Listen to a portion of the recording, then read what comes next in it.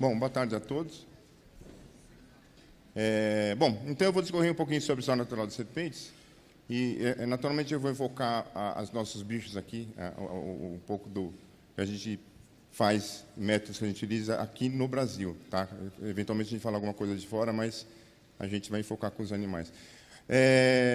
Uma coisa importante é que a história natural, antes da década de 1990, né, ela foi muito maltratada, né? Então, a gente diz que haviam poucos dados, as informações não eram factuais, havia generalizações em excesso. Então, a gente teve um quadro bastante crítico, né, nesse período. Tem uma frase do Vanzolini que eu acho bastante interessante para dizer o que a gente está querendo falar aqui, né? Então, ele fala que as informações sobre a história natural das serpentes do Brasil consistem na repetição de dados não documentados, frequentemente e nem sempre explicitamente conjecturais, né? Então, vou dar alguns exemplos disso. Esse aqui é um livro bem conhecido. Ele foi produzido na década de 1970 por um pesquisador do Butantan, né, e tem várias pranchas informativas sobre serpentes, incluindo a parte de biologia, né, que é a história natural. Então, se a gente abrir esse bicho, Eita, vocês vão rir um pouco aqui de eu mexendo com esse negócio aqui. Se a gente abrir esse livro e olhar algumas pranchas, por exemplo, essa espécie de Antila melanocéfala, né, esse bicho tem hábito críptico, meio fossorial, e você vai encontrar lá dentro do livro do Amaral que ele come minhoca. No entanto, né, um estudo que a gente realizou com esse animal, com uma amostragem bem grande aqui, a gente verificou, aqui são mais de 120, quase 130 presas, que ele é um animal especializado em comer centopeias, né? Então, o Amaral viu que esse bicho era fossório e fez uma inferência, né, uma conjectura de que esse bicho comia minhocas. Aqui, em outro caso, esse bicho aqui, Dendrophis dendrophis, o Márcio encontrou esse bicho na Amazônia, e o nome já diz, né? Esse bicho tem uma cauda extremamente longa, e sempre foi dito que esse animal era arborícola. O Márcio, quando trabalhou na Amazônia, né, Márcio, vocês encontraram esse bicho, né, através de observação, né, no chão. Ele é um animal essencialmente terrestre. Então, de novo, uma inferência a partir da morfologia que não é real, né, quando a gente verifica na natureza. E, muitas vezes, existe um erro de obtenção de dados, né, que vocês estão vendo aqui, né? Se a gente vê aqui, isso aqui são élitros de besouro, isso é uma cobra aberta, o estômago, mas olha ali no fundo, né, do lado direito, né, tem o restinho de uma perninha de sapo. Quer dizer, se a gente abrisse esse bicho um pouquinho mais tarde, a gente só encontrar os élitros dos besouros. Você pode imaginar que esse animal come inseto. Se a gente pegar o frango do Amaral, de novo, para essas 3 espécies, a gente vai encontrar que esses bichos comem insetos. E, na realidade, depois que foram realizados estudos mais detalhados, a gente verificou que esses bichos comem sapo. Quer dizer, o élitro é uma presa secundária, né? Outro tipo de informação mal coletada são as reprodutivas. Então, muitas pessoas encontram uma situação desse tipo, né, e falam que esse bicho foi coletado em determinada época e tinha ovos. Isso aqui não é um ovo, isso aqui é um folículo ovariano, né? Isso vai demorar para virar ovo. E, antigamente, o pessoal não discernia uma coisa da outra. Então, isso gera uma informação errada sobre o ciclo reprodutivo do animal. Bom, o quadro de história natural no Brasil acho que começou a mudar, né, com o Ivan Sazima, que esteve aqui ontem. Eu acho que o estudo dele é pioneiro, acho que foi o primeiro trabalho. Ele trabalhou com jaraca no campo, em cativeiro, então foi o primeiro estudo assim bastante detalhado, né, robusto, com informações sobre um animal brasileiro. Depois, lá no Butantan, a gente trabalhou com esse bicho, né, teve com dados de campo, dados de cativeiro, dados de animais preservados, a gente pôde formar uma boa ideia da história natural desses bichos. Então, foram os 2 primeiros animais que a gente obteve informações mais consistentes sobre história natural. Bom, então, depois desses estudos, né, até os dias de hoje, a gente tem aqui mais de 100 espécies, aliás, bem mais de 100 espécies, com dados consistentes de história natural. Então, a gente tem um quadro que melhorou muito em relação a antes da década de 1990. Bom, falar um pouquinho aqui sobre os métodos que a gente utiliza para coletar, né? O principal deles é a observação no campo. Então, aqui, quando o Márcio trabalhou na Amazônia, então, você observando o bicho na natureza, você pode observar a postura do animal, se ele está ativo, se ele está em repouso. Então, são informações interessantes sobre o substrato utilizado, sobre o microhabitat. E, às vezes, numa situação dessa, né, você encontra informações interessantes. Aqui a Cris está aí? Cristina Strusman? A Cris ela encontrou esse bicho fazendo esse quadrilhamento com a cauda para espantar anfíbios, né? Esse animal aqui. Ela utiliza esse movimento com a cauda, desse quadrilhamento, para espantar os anfíbios e comer. Então, você pode encontrar fatos interessantes sobre o comportamento a partir da observação direta. Aqui o trabalho do Cristiano Nogueira, que fez a sua tese de mestrado com essas 4 bótropes. E, antigamente, né, acreditava-se que todos esses bichos aqui, como eles são provém do cerrado, todos ocorriam em área aberta, né? O Cristiano fez um trabalho intensivo, né, no campo e verificou que existia uma divisão no habitat desses animais. Então, por exemplo, a Bótropes mugini, que acreditava-se que era um bicho de área aberta, está associado à mata ripária, né? Alternados é um bicho ali mais católico, dá em tudo, e os outros 2 bichos de baixo são bichos de área aberta, de fato, né? Ops. Bom, e a gente tem métodos para auxiliar o estudo de campo. Um deles é a radiotelemetria, outro é o carretel. O carretel ele é muito interessante, porque no rádio, o que acontece? Quando a gente trabalha com rádio, você vê um ponto inicial, depois o ponto final. Com o carretel, a gente pode saber exatamente o que o animal fez. Ele, às vezes, é mais informativo do que o próprio rádio, além dele ser mais barato. Então, é um método muito interessante, e vou mostrar aqui uma aplicação. Isso aqui são várias espécies de quirônios. Ali em cima você tem a morfologia dos animais. Notem que a última espécie ali, que Quirônios foveatus, é o bicho mais delgado, com a cauda mais comprida e com o olho maior. Então, ele parece ser mais arborícola de todos, não é isso? Mas, no entanto, a gente encontrava esse bicho numa alta frequência no chão. E se a gente comparar com os demais, ele é o bicho mais encontrado no chão em relação a esse anterior, por exemplo. É que estranho, né? Ele tem morfologia de bicho arborícola e a gente encontra mais no chão. A gente colocando o carretel nesse animal, né, até o Delcio que está aí, não sei se ele está aí, ele colocou os carretéis, a gente verificou que esse animal, né, ele sobe muito na vegetação e ocupa o estrato alto, ele está próximo do céu. Por isso que a gente não vê ele na árvore, a gente vê ele só quando ele desce. Então, veja a informação, qualidade de informação que a gente pode ter com o uso de carretel, que é um mecanismo super barato. Um outro método interessante é o encontro provocado no campo.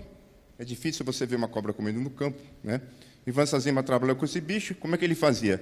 Ele andava com o ratinho no bolso, né?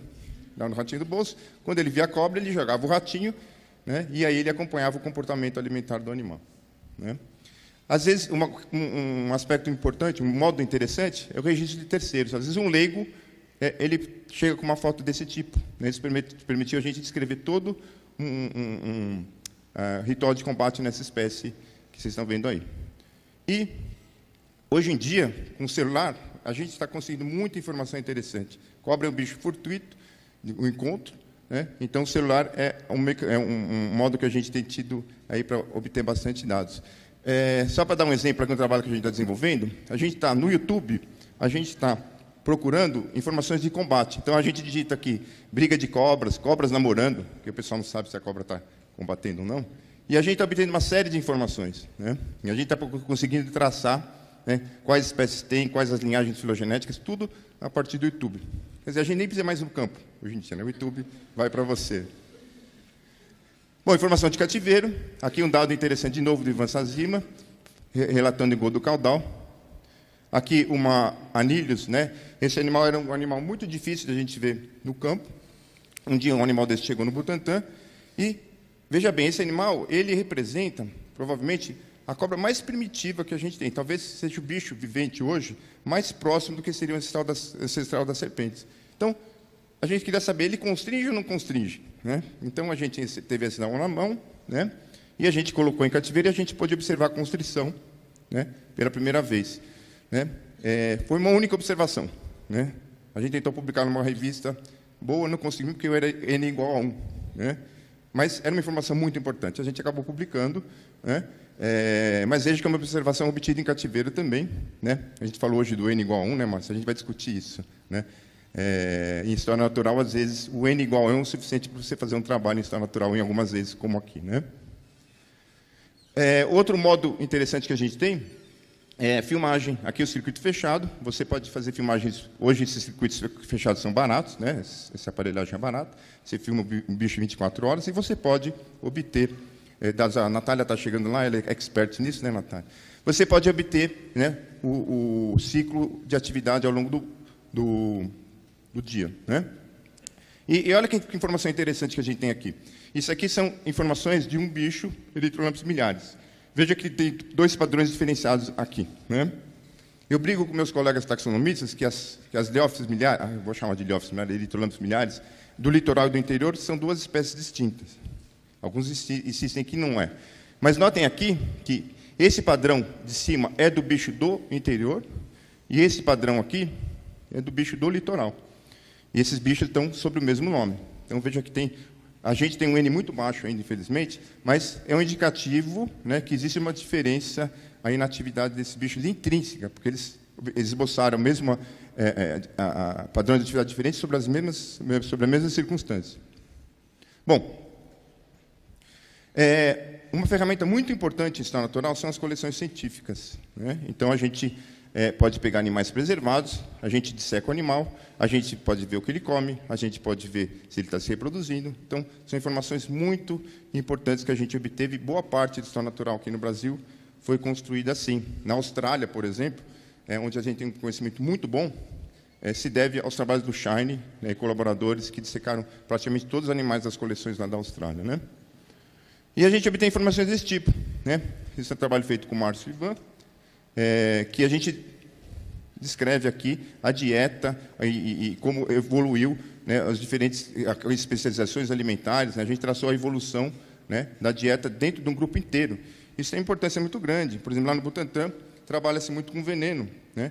O que um animal que só come roedor, né, como é que o veneno desse animal é em relação ao outro que é generalista? E várias perguntas que a gente pode fazer em cima disso. Aqui, de novo, né, são dados reprodutivos de várias microurus que permitiu a gente formar um quadro mostrando que diferentes linhagens de microurus têm diferentes estratégias reprodutivas, completamente diferentes entre si. Então, a gente pode relacionar isso aí com a filogenia. Ops. Quando a gente vai na coleção, né, o curador é muito chato, né? Não pode abrir muito bicho, você vai abrir os bichos que estão gordinhos, né? Isso é um problema grave. Esse bicho, por exemplo, que vocês estão vendo aí, ele comeu, olha aqui, ó, ovinho de sapo. Você pode apalpar, né, você não vai sentir nada. Então, a gente pode perder esse tipo de informação. Aqui, esse aqui é um dado do Ivan Sazima, esse bichinho regurgitou, aí está vendo, recém-metamorfoseado, um girino ali, também você não vai perceber por apalpação, né? E essa é uma Spilots, também com uma presa pequena, e a gente juntando vários dados de animais que comem presas pequenas, que não seria detectado se o curador não deixa você abrir o bicho, a gente pode detectar um aspecto interessante. Aqui são várias espécies, aqui são as linhagens filogenéticas e o tamanho maior da presa ingerida por cada espécie. E notem que os colubrídeos, né, são os que ingerem presas pequenas. Então, existe uma restrição aí do tamanho da presa ingerida, que é condicionada, que o condicionante aí é um fator filogenético. Então, veja que a informação obtida em coleções. E será que é interessante a gente saber só o sapo, se a cobra come sapo, se não come sapo, né? A informação detalhada ela é importante. Então, aqui a gente tem uma equinântera com... Aqui a gente identificou aos gêneros, mas quanto mais se identificar, melhor, né? Mas por que isso? Ela come sapo. A gente tem que pensar, será que toda cobra... Uma cobra come qualquer tipo de sapo? A gente sabe que tem sapos que produzem toxinas, né? E será que toda cobra consegue neutralizar esse sapo? Então, por exemplo, tem ali a Erythrolampus epinephalus, que come um dendrobatídeo, mas não é toda cobra que come dendrobatídeo. Se a gente pensar aqui nos insetos, a gente verifica que, quando você vê uma planta sendo predada por um grupo de insetos, não é todo inseto que come aquela planta. A planta produz aqueles compostos secundários, né? Lembra da aula de botânica, de ecologia? E não são todos os insetos que conseguem neutralizar esses compostos secundários que são tóxicos, né? Então, alguns é que conseguem neutralizar. Então, será que um cenário desse não ocorre com serpentes? Né? Não sei. Por isso que é importante a gente saber a espécie do sapo que ela está comendo, né? Com esse grupo se a gente juntar bastante informações, a gente vai poder ter um quadro melhor e tentar verificar se isso é verdadeiro. Isso vai dar pano para a manga fazer uma série de experimentos. Quer dizer, você tem um monte de coisa para ser trabalhada a partir do momento que a gente tivesse informação. Aqui um caso curioso: encontra um bicho atropelado na estrada, né? Deixa ele lá? Não, você vai lá e disseca o animal, né? A gente dissecou uma Rhachidelus. Olha o que a gente encontrou aqui, né? Isso é casquinha de ovo. Ela come ovo. A gente não sabia que esse animal come ovo. Inclusive, é um bicho robusto, diferente das suas parentes, né?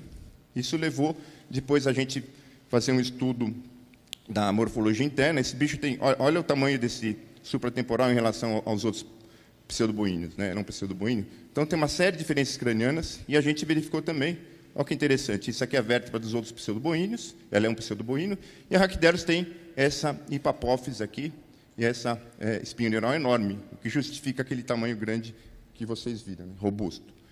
E a cabeça dos animais estaria aqui para a região do lado direito, anterior, né? Então, notem que esse prolongamento ele é similar a das hipéltes, a cobra africana que come ovos, né? E Elaxistondo, que também come, que quebra o ovo, né? E a gente pode, depois, com o animal vivo, verificar que ela também come ovo e ela quebra o ovo também, né? Tudo porque tinha um bicho atropelado lá na estrada, né?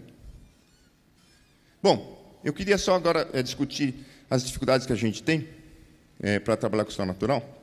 Como eu falei, a maior parte do que a gente conhece sobre história natural de serpentes, não sei se é a maior parte, mas boa parte, se deve a coleções, né? E a coleção, então, é um local que a gente consegue obter informações sobre reprodução, dieta, né? Acontece que a gente tem um entrave muito grande, né? Que eu vejo um complicador muito grande aqui no Brasil, e em vários locais, não só no Brasil, que o curador não gosta que você abra o bicho, né? Então, não deixa o pesquisador dissecar o animal. E isso está gerando um atraso enorme no avanço do conhecimento de história natural de serpentes, né? Então, você viu, a gente precisa de uma amostra grande, né, para verificar qual a espécie de sapo, para a gente verificar se ela come sapo pequeno ou não. Então, isso gera um problema muito grave, né, e a gente está atrasando terrivelmente os estudos de história natural aqui no Brasil.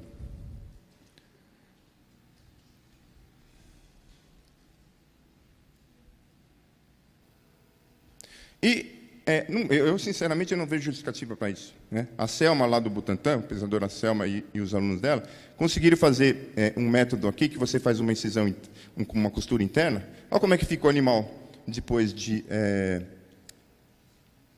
ele ter recebido a costura. Você nem percebe.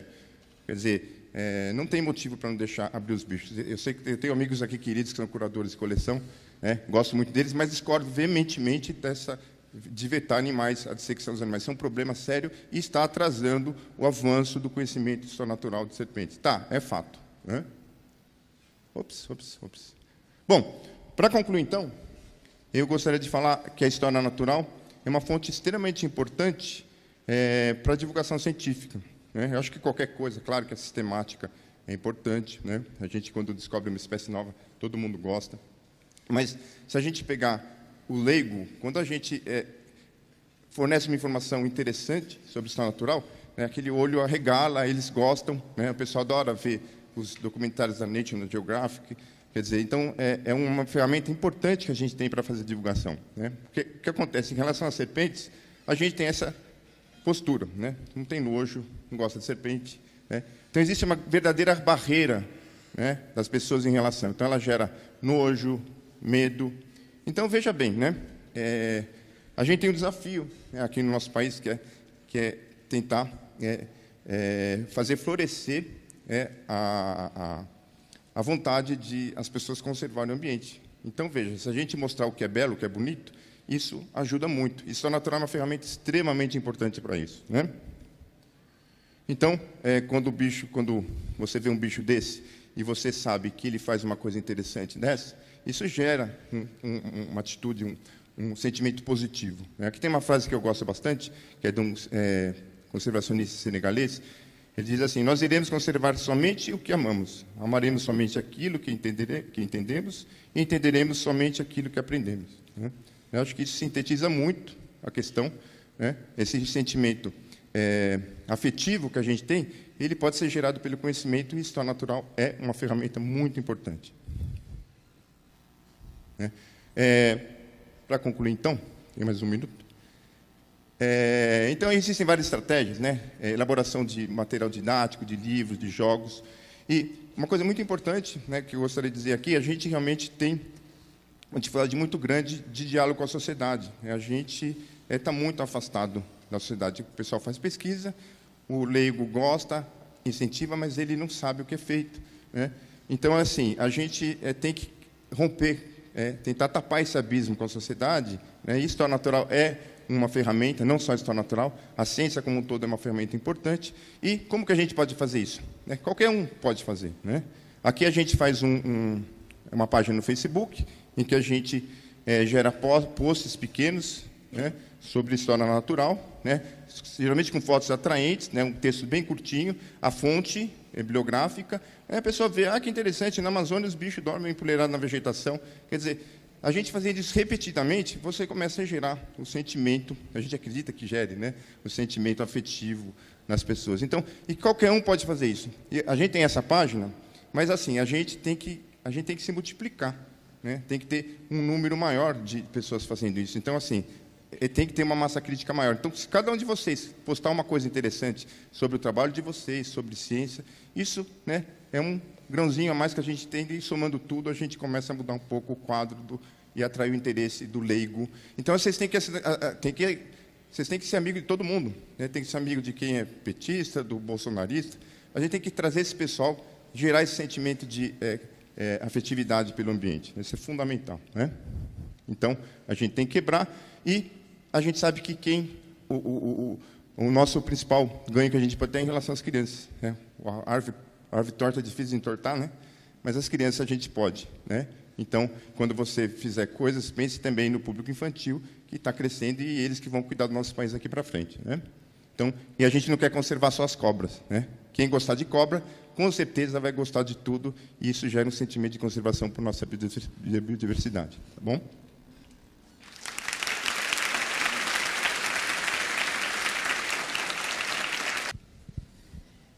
Bom, minha voz continua a mesma, meu cabelo também, né? Eu só queria tranquilizar vocês que é alérgico, não sinto dor, não estou fazendo esforço, então vocês já vão ter que ter paciência de aguentar essa rouquidão, tá? Queria agradecer ao Márcio o convite para estar aqui, falar de uma coisa que eu tenho falado já há algum tempo, que eu acredito muito, que eu gosto muito. Muito obrigada. Queria agradecer ao Felipe, toda a comissão organizadora, vocês estão de parabéns. Esse congresso está sensacional, e vocês estão aliando dois conjuntos de características que são raras de estarem juntas, que é competência, eficiência, gentileza e simpatia. Vocês estão perfeitos desde antes do congresso, tá? E depois dessa palestra tão bonita do Otávio, eu tenho uma missão difícil, que eu vou mudar totalmente de assunto. Eu vou falar do que eu acredito, e o que eu vou tentar mostrar para vocês é porque que eu acho que incluir história natural nos estudos de ecologia de comunidades pode promover, de fato, um avanço no nosso conhecimento nessa área, tá? Então, o tempo não permite, eu vou fazer aqui uma introdução muito breve, só para colocar em que pé que estão os estudos em ecologia de comunidades hoje. Porque até a década de 90, entender os processos que montam, os processos que estruturam as comunidades, era totalmente dominado por processos determinísticos. O que são processos determinísticos? Processos relacionados à seleção natural, relacionados ao nicho ecológico, competição e outras interações. É fácil entender por que era dominado por esses processos. Quem não conheceu, vá ler a história da evolução do conceito de nicho. É maravilhoso. Desde o nicho espacial do Elton, até o nicho trófico do Grinnell, até o nicho trófico do Elton. E o Hutchinson, em 57, naquela síntese maravilhosa do nicho multidimensional, é impossível não se apaixonar pelo nicho. E, paralelo a isso, a gente teve o desenvolvimento das equações logísticas do Logic e do Volterra, de competição, e os experimentos maravilhosos do Gauss. Então, é muito intuitivo e é uma teoria muito elegante, fundamentada em dados sólidos. Mas era admitido, era sabido que estava faltando alguma coisa nisso. E o que faltava era o que estava fora do habitat, o que acontecia além do habitat. Porque com esses processos determinísticos, a gente focava nas relações dentro do habitat e não fora do habitat, né?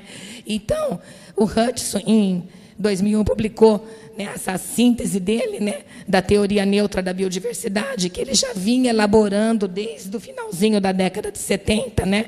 Mas nesse livro ele tem toda a argumentação, e isso provocou um furacão na ecologia de comunidades. No começo é uma reação completamente contrária, né? Não tem nada a ver, né? Mas gerou um teste. E por quê? Resumidamente, o que ele propõe?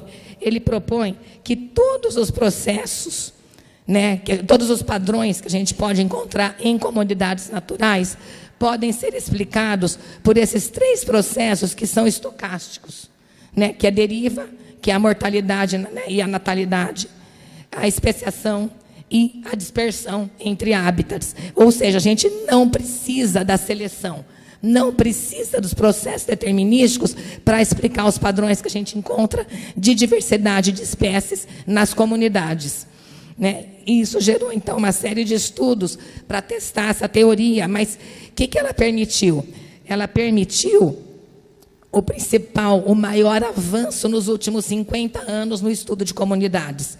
Por quê? Porque a gente parou de olhar o ambiente desse jeito, uma poça, outra poça, uma mancha, outra mancha, um rio, outro rio, o que seja, uma somatória de hábitats, mas cada um olhado individualmente, para olhar assim, interligado, porque ele incluiu a dispersão entre os hábitats, ele incluiu o que estava no entorno dos hábitats, né? E incluiu a estocasticidade também na especiação e na deriva, né? Então, com isso, integrou conhecimento ecológico em diferentes escalas espaciais. E por quê? Considera a interação do pool regional de espécies, do conjunto de espécies de uma região, com o papel das características locais do habitat na estruturação das comunidades. Isso foi um grande avanço, né? E, então, ficou aquela briga, é determinístico, é estocástico, é neutro. Mas o Chesson fez uma proposta extremamente bacana que integra as duas coisas, com seus mecanismos equalizadores e estabilizadores, né? Então, integrou, ou seja, o que ele quis dizer, e o Velling reforçou isso. Os 2 processos coexistem em cada comunidade, não é um ou outro, são ambos. Eles ocorrem juntos, não tem separação. Então, vou mostrar para vocês como que isso funciona. Se isso aqui funcionar. Então, eu vou colocar, porque como que eu entendo os processos em ecologia de comunidades? Tudo é contínuo.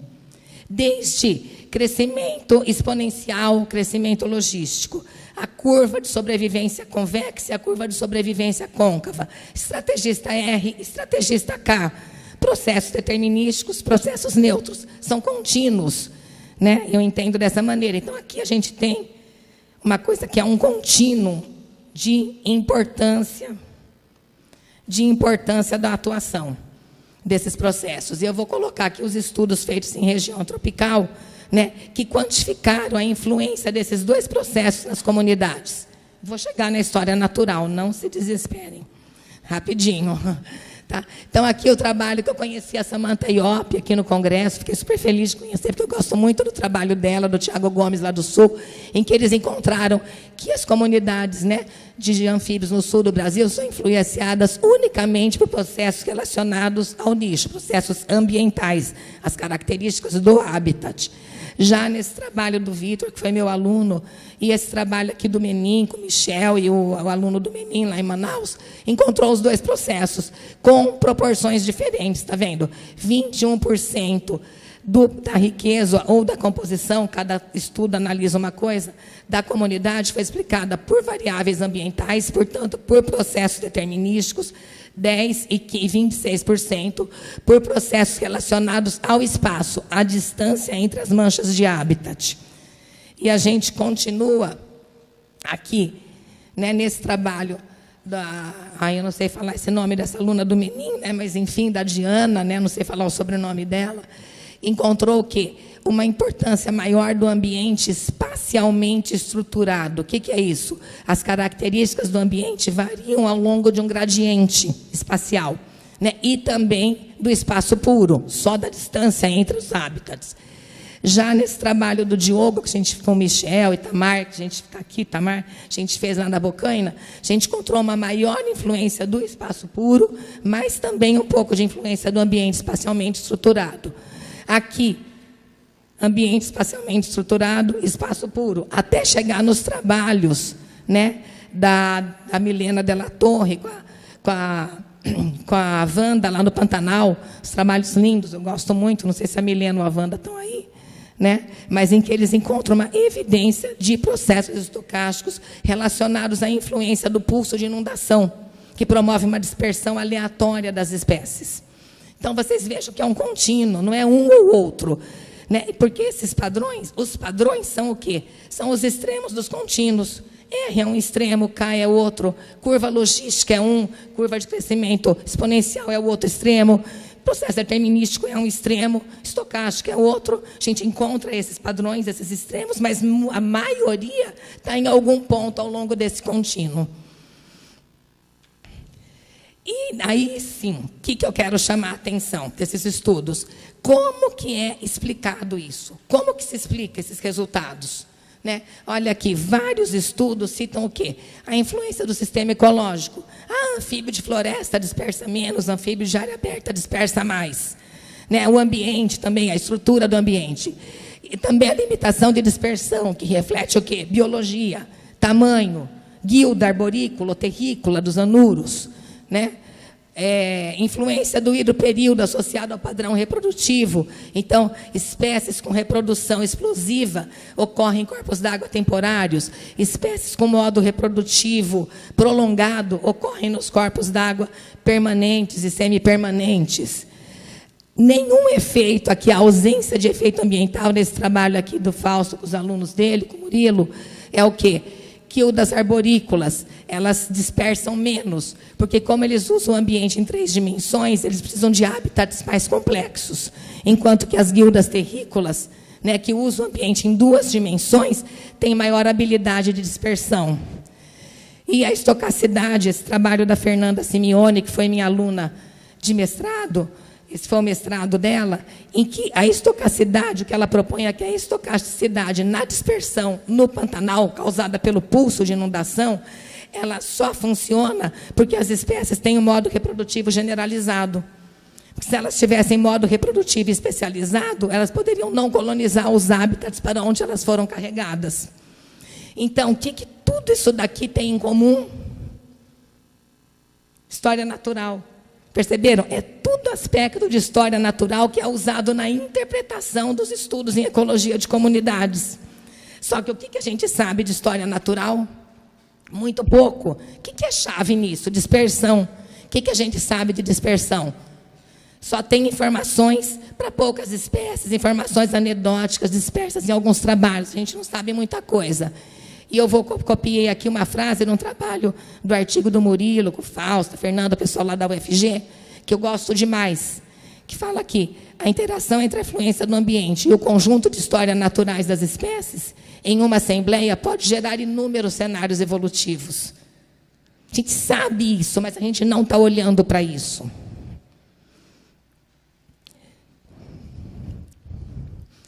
Então, como que a gente pode avançar o nosso conhecimento em ecologia de comunidades?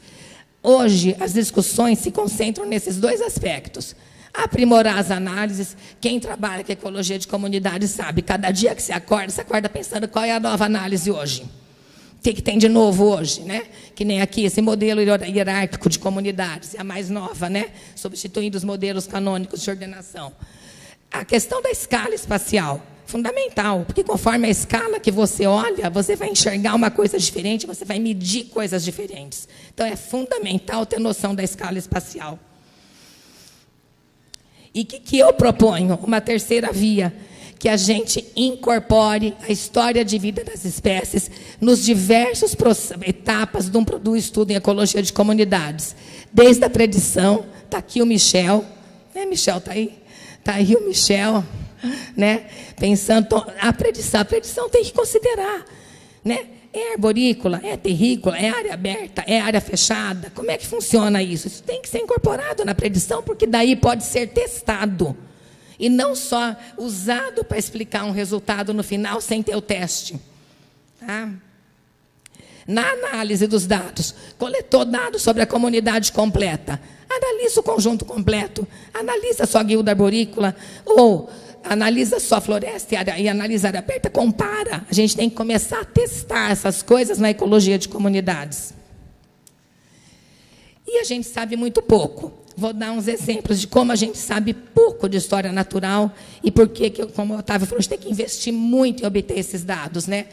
Eu fiz um trabalho com dieta de girinos e fiz a dieta de uma comunidade e trabalhei com a dieta entre eles, tinha o Rhinella schneideri, que é um girino que todo mundo conhece, bem tônico, fica forrageando no fundo do corpo d'água. Eu fazia a dieta do bicho, só encontrava alga planctônica. Falei, diacho, o que está acontecendo? Até que à noite, quem assistiu à mesa redonda onde viu, né, à noite os girinos se transformam, né? À noite, eles descobri, por um acaso, que ele sobe na superfície da água e forrageia de barriga para cima no filme d'água. Então, o que eu estava observando durante o dia, que foi o que eu falei ontem na mesa redonda, não reflete o comportamento do girino. Eu estava vendo uma dieta que, na verdade, eles se alimentam à noite. Né? Eu fui coletar à noite, vi aquelas coisinhas marrom na superfície, passei a peneira, botei na bandeja, é muito difícil peneirar à noite, né? Olhei e falei, girino de Rhinella, acho que eu peguei errado. Voltei na lagoa, passei a peneira, olhei, era girino. Aí eu voltei lá, fiquei até enxergar que era o intestino marrom que eu estava enxergando. Então, ele estava forrageando de barriga para cima. E a minha equipe já descobriu lá em Pissinguaba que o girino de Ornata faz a mesma coisa. Então, a gente sabe muito pouco, isso tem influência nos estudos de ecologia de comunidades. O girino de Dendropsóphos nanos, quem conhece? Ele tem um tubinho protrátil, ele não tem as fileiras de dentículos, e ele tem um tubinho que ele estica e recolhe. Eu fiz a dieta desse girino, eu só encontrei uma vírgula transparente no intestino dele. O Tamar lembra. Foi um UPA, até que os dois pesquisadores que trabalham com alga lá em Rio Preto chegaram à conclusão que era frústula de diatomácea decomposta. Tem muita sílica, então demora para decompor. Aí eu pensei, bom, frústula de diatomácea associada ao perifito, mas afundou no lodo, está morta. Ele está enfiando o tubinho no lodo e, na verdade, ele deve se alimentar de micro-organismos, bactérias, protozoários, e as frústulas vêm junto por um acaso. Foi o que eu concluí. Aí, uma vez, eu tive a alegria de participar de uma excursão, né, lá em Tirapina, que o Márcio gentilmente lembrou de mim e me chamou, em que estava o McDiarmid, o Harry Green. E o McDiarmid me contou que, na Costa Rica, ele observou em riachos girinos desse grupo, com esse tubinho protrátil, capturando o microcrustáceo. Quer dizer, o que esses girinos comem? Ninguém sabe. Eu já tentei criar de tudo quanto é jeito no laboratório. O menino sabe que ele ia toda semana buscar a água da lagoa, o lodo da lagoa, e não consigo criar. Né? Eis que aí a Fabiane, que também apresentou o trabalho dela ontem de manhã, resolveu filmar esse girino em laboratório. E tinha uma lâmina. E a gente olha, e o girino está fazendo o quê? Raspando, sem dentículo. Vai entender. Né? Então, a gente não sabe nada, a gente está fazendo um monte de inferência sem saber quase nada sobre eles. Passou 2, né? Viu como eu estou sabendo? Né? Aí, aqui, foi quando a Lilian Sayuri, que foi minha orientada de mestrado e doutorado, a esposa do Michel, foi elaborar o projeto de mestrado dela lá em Pissinguaba, né? Vou trabalhar com girinos de poça, de riacho, né? E eu já trabalhava nessa época com girino há 35 anos. Então, eu achei que biologia de girinos eu tinha uma boa noção. Falei, não, legal, vamos trabalhar com diversidade funcional de poça e de riacho. O que é a predição? Em poça, a gente vai ter girino bentônico, nectônico, uma grande diversidade funcional. Em riacho, por causa da pressão do fluxo da correnteza da água, os girinos vão ter todos os corpos hidrodinâmicos, a morfologia hidrodinâmica, tudo igual, baixa diversidade funcional. Faz sentido, não faz? 35 anos de trabalhar com girinos nas costas. Aí a Línia calculou a diversidade funcional e foi maior em riacho. Por quê? Porque até a gente entender isso, os microhábitats em riachos são muito, muito, muito diferentes um do outro. Cada girino fica no seu quadrado e está adaptado para aquele microhábitat. E em poça, o gradiente ambiental, a variação nas características do hábitat é mais contínua. Então, ele vai um pouquinho para lá, vem um pouquinho para cá, não faz muita diferença. Tá? Então, você vê como só mostrando o nosso desconhecimento. Isso, pelo menos, para os atributos que a gente calculou, que são esses atributos relacionados à habilidade de natação, à alimentação e a microhabitat. Tá? a gente também vê muito isso, né? O aluno obtendo alguns dados, aí ele chega assim, dispersão explica tudo. No meu caso, é a dispersão que está explicando tal. Mas como assim dispersão? Aí o aluno, não, porque dispersa da poça da floresta para a poça de área aberta, dispersa. Onde que aponta? Pode isso? Não pode. Isso está errado. Bicho de área aberta, vai na floresta, ele dá uma espiculada, né? Ou vai se abrigar na estação seca, mas não vai se reproduzir. Muito menos o bicho de floresta vai reproduzir na área aberta. Não é? Não tem jeito, não pode. O que pode? Pode isso. Dispersa entre a área aberta, né? E dispersa dentro... E dispersa dentro da floresta. Acho que já foi. Enfim, para encerrar, né? Quis mostrar, então, que eu acredito, de fato, que história natural vai contribuir para a gente entender melhor os processos em ecologia de comunidades, mas isso depende da gente incluir isso nas predições ou na metodologia, a gente tem que considerar isso nos estudos, né? E mostrei como que a gente sabe muito pouco. Então, a questão que eu quero deixar para a gente discutir ao final são essas. Como que a gente pode fazer para construir, disponibilizar, o Otávio mostrou um monte de caminhos, mas de ter uma base de dados, como o ecólogo gosta, tabelinha, matriz retangular, né, quantificadinho ali, pode ter um N baixo, mas tem que ter o dado ali caracterizado para a gente poder usar, poder incluir nas análises, né? Como que a gente pode construir essa base de dados, aqui para o girino adulto, mas óbvio, para todos, né? Acessível a todos os pesquisadores. Como reunir dados anedóticos dispersos em diversos estudos, né? Porque os dados estão isolados. Você tem informações de história natural em diferentes estudos. E como conseguir apoio das agências de fomento para isso, supondo que a gente vai viver num país civilizado, né? Que, infelizmente, não é o caso. Obrigada.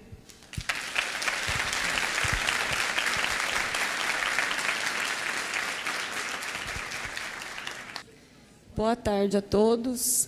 Obrigada pela presença, obrigada ao Márcio pelo convite e obrigada ao Felipe e toda a comissão organizadora por esse belo congresso que eu só pude chegar hoje.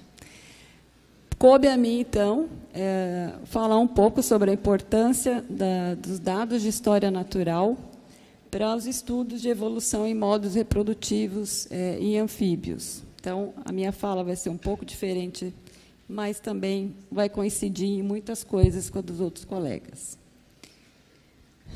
Bom, a maioria de vocês sabe que os anuros têm a maior diversidade de modos reprodutivos entre os tetrápodes, e isso sempre chamou muita atenção dos pesquisadores. Mas o modo reprodutivo que mais ocorre, né, mais frequente e tido como ancestral, é aquele... Qual é o apontador, hein? Tá. Obrigada. O modo, então, reprodutivo mais comum é aquele onde as desovas são aquáticas e os girinos são aquáticos também.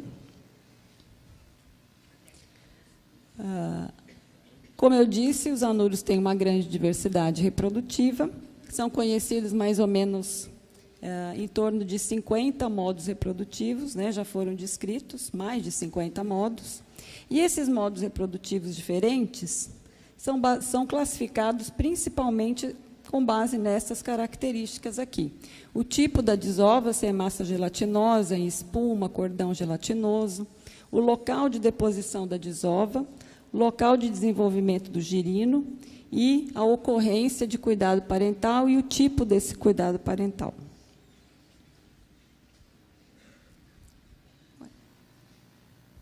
Bom, desde o meu mestrado, né, que eu comecei a me interessar pelos modos reprodutivos em anuros, com os meus estudos lá no Pantanal, eu comecei a pensar na relação entre modos reprodutivos e a seleção sexual na forma de competição entre os machos. Vocês já vão entender melhor nos próximos slides. Bom, então, na maior parte das espécies de anuros, os machos são territoriais, defendem o território, na maior parte das vezes vocalizando, né?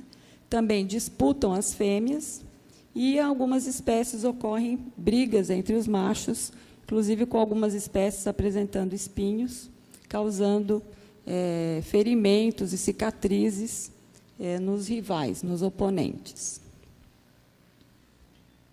E nesses meus estudos lá no Pantanal, principalmente no doutorado,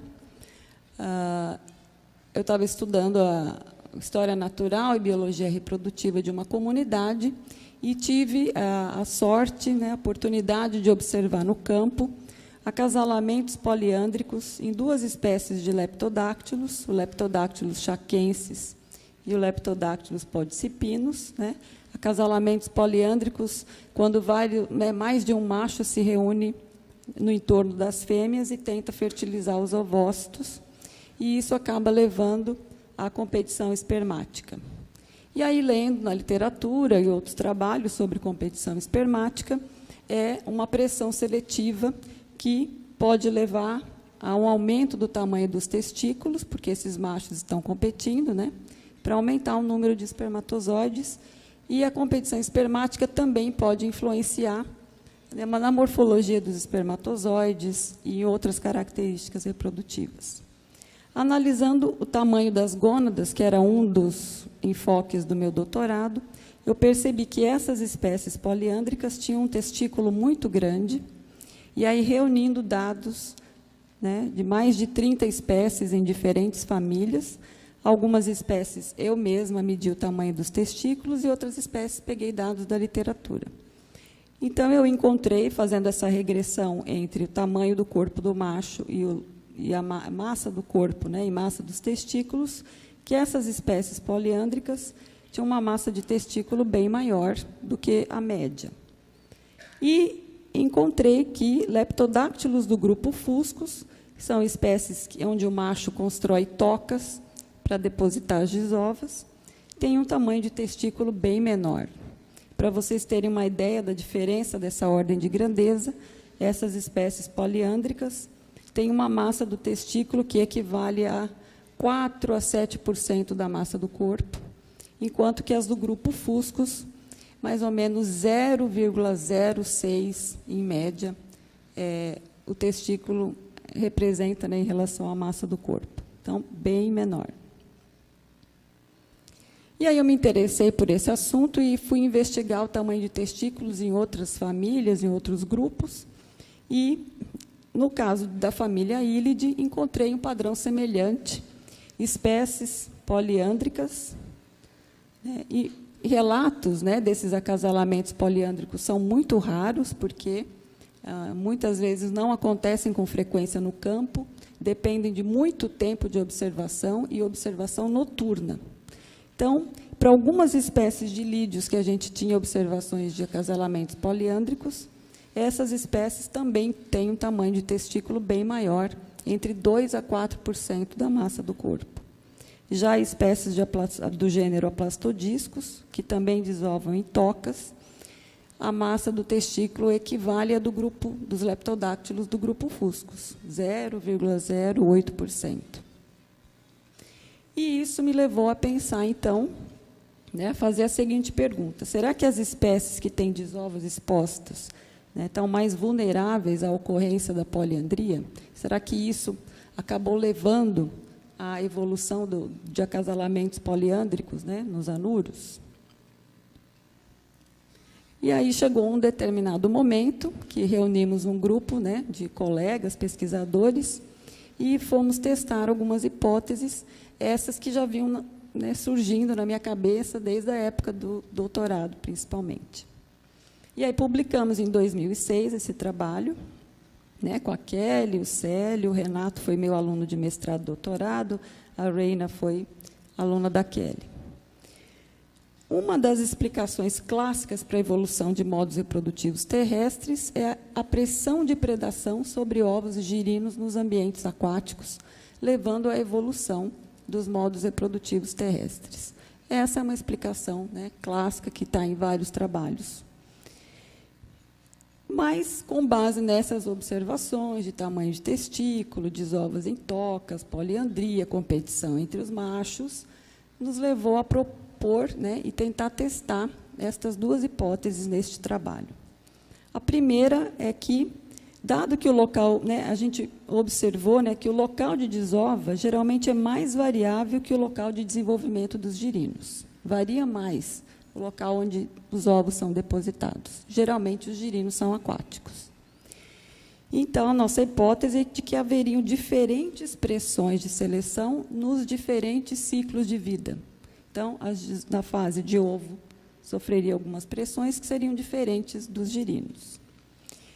E que essas duas características, então, do modo reprodutivo, não iriam evoluir conjuntamente, né? O esperado, se a principal pressão de predação fosse predação em ambiente aquático, de ovos e girinos, o esperado é que essas características evoluíssem conjuntamente, né?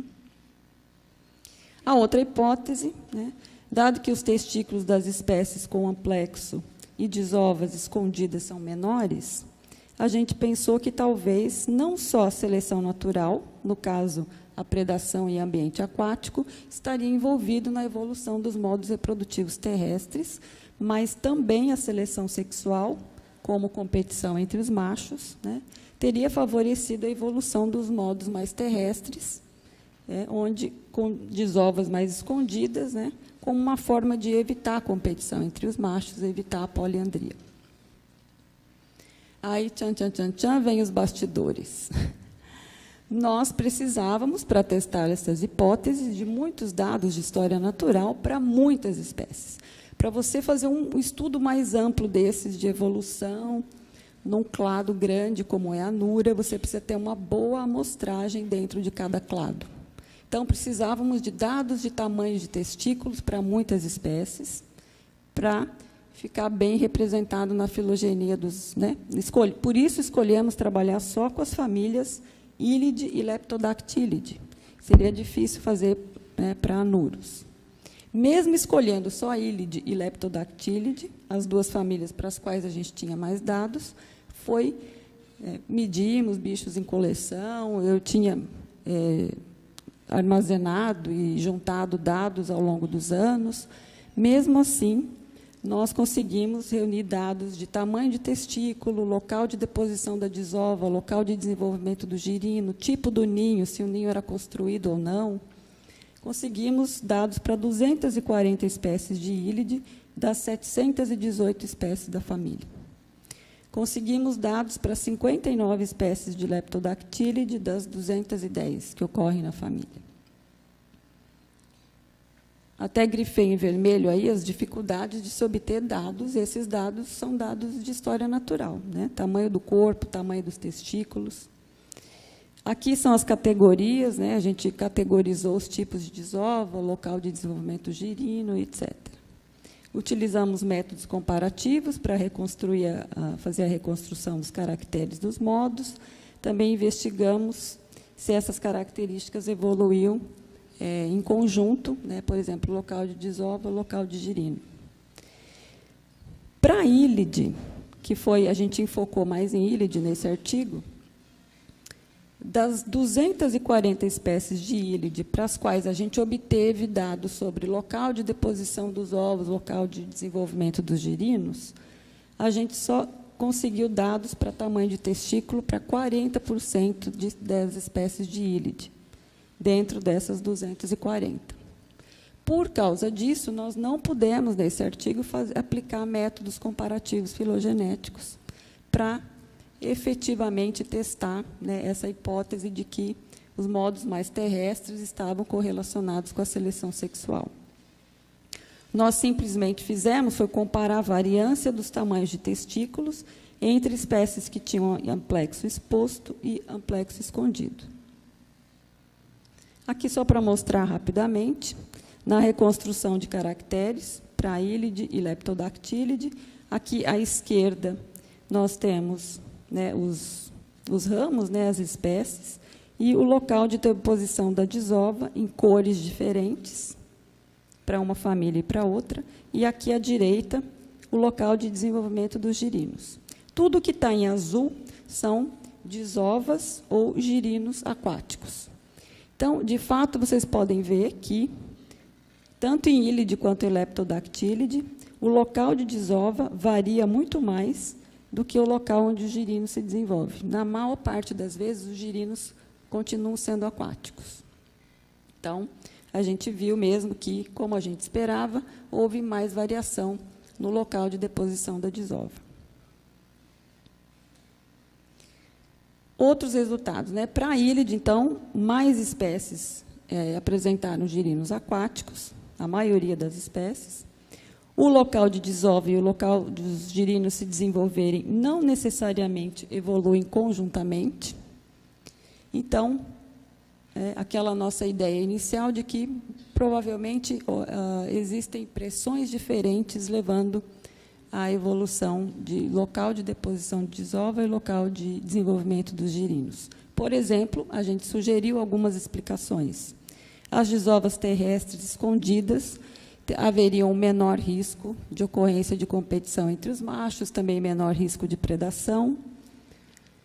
E por que a maior parte dos girinos permaneceu aquática? Porque, provavelmente, a disponibilidade de alimento nos ambientes aquáticos é maior e, nos ambientes aquáticos, há um menor risco de dessecação.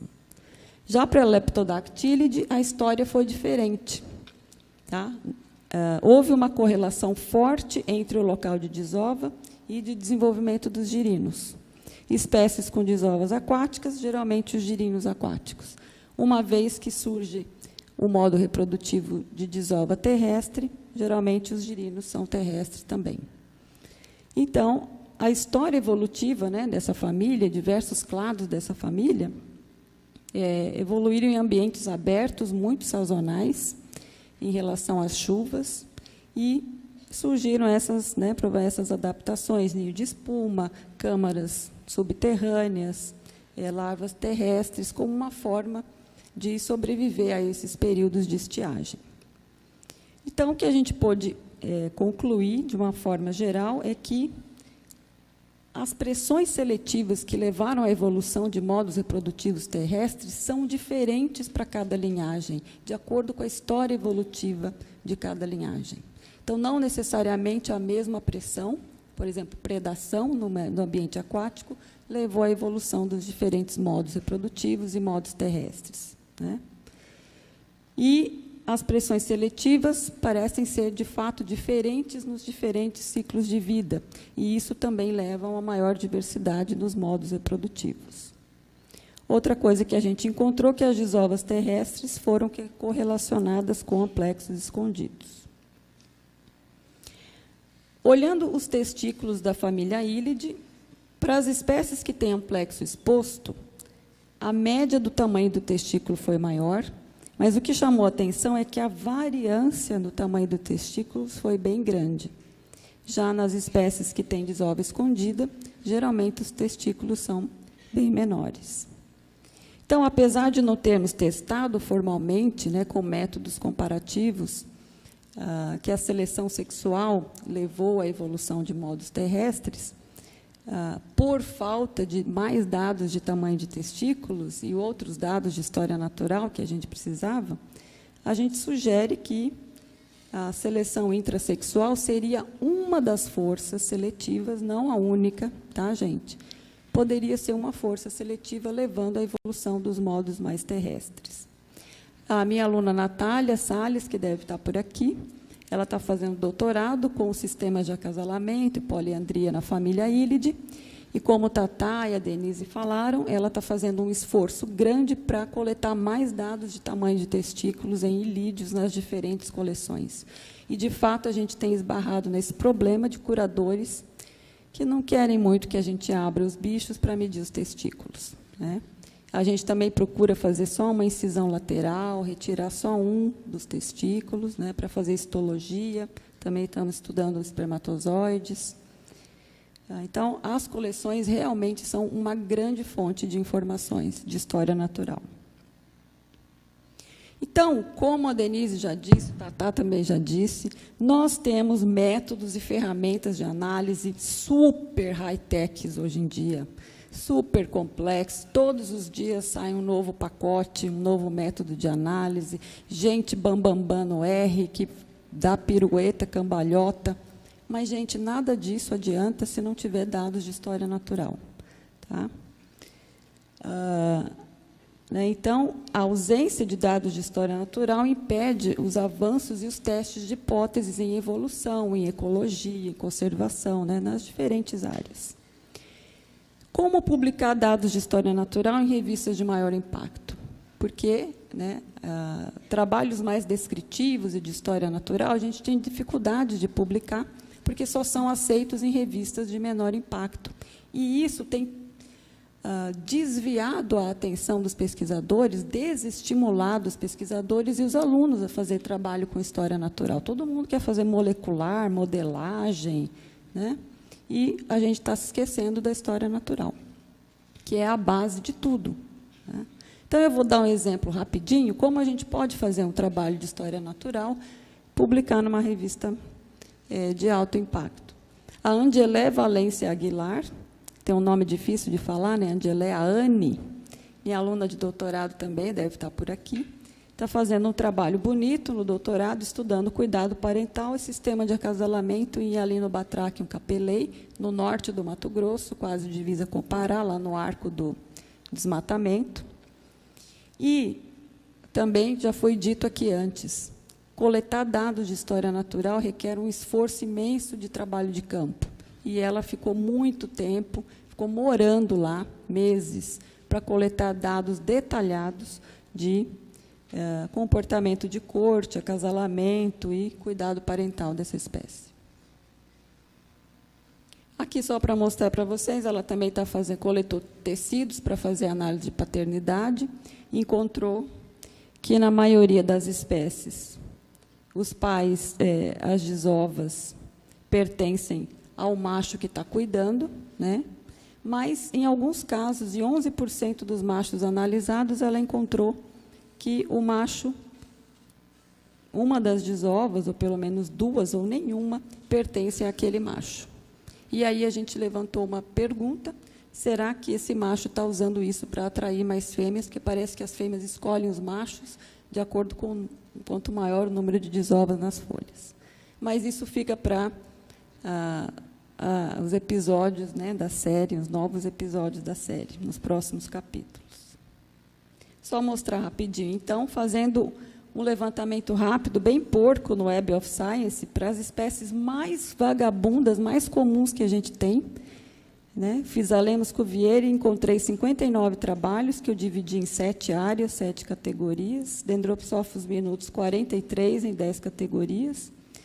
Temos bastante, né, muitos trabalhos em diferentes áreas, fisiologia, ecologia de comunidades, mas quando você vai procurar alguns dados específicos de história natural, comportamento, corte, a gente não encontra, principalmente para, né, coisas, por exemplo, da área que eu trabalho. Então, terminando aqui, nós temos uma das maiores diversidades do mundo e muita informação publicada, então já podemos desenvolver, sim, estudos mais elaborados, né, testes de hipóteses mais elaboradas, mas ainda precisamos muito de trabalhos de história natural. Problemas com generalizações, que já foi dito aqui também, muitas vezes a gente pega uma característica e generaliza. Até há pouco tempo atrás, na década de 90, a gente achava que Synax, o gênero Synax só tinha desova em massa gelatinosa. Até o Rogério, né, nosso colega Rogério Bastos, estudar Synax risibilis e observar que, nessa espécie, a desova em espuma. Um dado desse, na sua reconstrução da evolução de modos, muda completamente a história. Então, a gente não pode, tem que ter muito cuidado com generalizações. Então, um dos principais problemas para o avanço da história natural, vou repetir, é a falta de dados de história natural. Tá? Muito obrigada a todos. E é isso.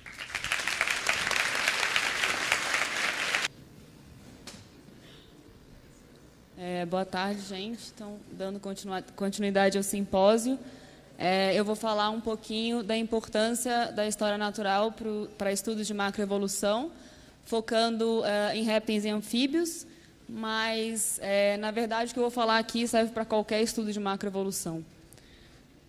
Só os exemplos que vão ser com répteis e anfíbios. Então, eu não sei se vocês conhecem esse trabalho, ele saiu na não é um trabalho, na verdade, é um artigo de divulgação, que saiu na American Scientist há alguns anos atrás, E ele argumenta muito bem por que a ecologia precisa da história natural. Então, eu me inspirei nesse trabalho e vou tentar convencer vocês, em 20 minutos, por que a macroevolução precisa da história natural. E, na verdade, para mim, isso hoje é extremamente óbvio, mas, como não era tão óbvio quando eu comecei a trabalhar com macroevolução, imagino que não seja tão óbvio para muitas pessoas aqui. Então, para começar a fazer esse link entre história natural e trabalhos em larga e ampla escala, nada melhor do que um trabalho clássico, que é a base tanto da micro quanto da macroevolução, que é a teoria da evolução e seleção natural, proposta por uma pessoa, no caso Charles Darwin, que passou muito tempo observando os organismos na natureza. Além disso, eu gosto do exemplo dos tentilhões de Darwin, que foi um grupo de organismos foi extremamente importante para a própria elaboração da teoria da evolução e é um grupo modelo em estudos de macroevolução e foi extremamente importante para a elaboração do conceito de radiação adaptativa, que é um conceito muito usado na macroevolução. E os tentilhões de Darwin só constituem esse modelo em macroevolução, porque tiveram vários pesquisadores que passaram muito tempo observando eles na natureza, principalmente o casal Grant, que passou mais de 40 anos, ainda está, né, estudando essas aves na natureza. A teoria da biogeografia de ilhas não seria a teoria da biogeografia de ilhas se não fosse a junção do conhecimento de um grande matemático, o Robert MacArthur, e um grande naturalista, o Edward O. Wilson. Mas antes de entrar especificamente na macroevolução, eu vou falar um pouquinho sobre o que é macroevolução. A coisa vai ser um pouco bruta aqui, então, assim, se alguém tiver curiosidade, quiser saber mais sobre macroevolução e sobre os trabalhos que eu vou mostrar aqui, pode me procurar, que eu tenho o maior prazer em falar um pouquinho mais. Então, de uma forma bem geral, macroevolução, os estudos de macroevolução, eles tentam estudar, entender por que a biodiversidade muda no espaço e mudou ao longo do tempo evolutivo e normalmente focam em uma ampla escala taxonômica, temporal e espacial. E, de fato, a gente sabe, hoje em dia, que a diversidade mudou ao longo do tempo evolutivo. Aqui, só para exemplificar, o número de famílias de diversos grupos de organismos, com aumentos substanciais e decréscimos significativos, no caso, os decréscimos aqui ressaltados pelas 5 grandes extinções em massa. E, basicamente, 2 processos são importantes. Processos que ocorrem em escalas evolutivas menores são extremamente importantes, estão por trás, regulando essas variações na biodiversidade. O primeiro é a especiação, ou seja, a formação de uma nova linhagem ou uma espécie, e o outro é a extinção, que ocorre quando a última população de uma linhagem deixa de existir. Então, algumas das perguntas que a gente tenta responder quando fazendo macroevolução por exemplo, por que alguns grupos têm mais espécies do que outros? Então, por que será que os tuatara abrangem 2 espécies, enquanto o grupo irmão esquamata tem mais de 10.000? Uma explicação poderia ser porque os esquamata estão associados a taxas maiores de especiação em relação aos tuatara, ou então porque os tuatara possuem maiores taxas de extinção e, por isso, acumularam menos espécies ao longo do tempo.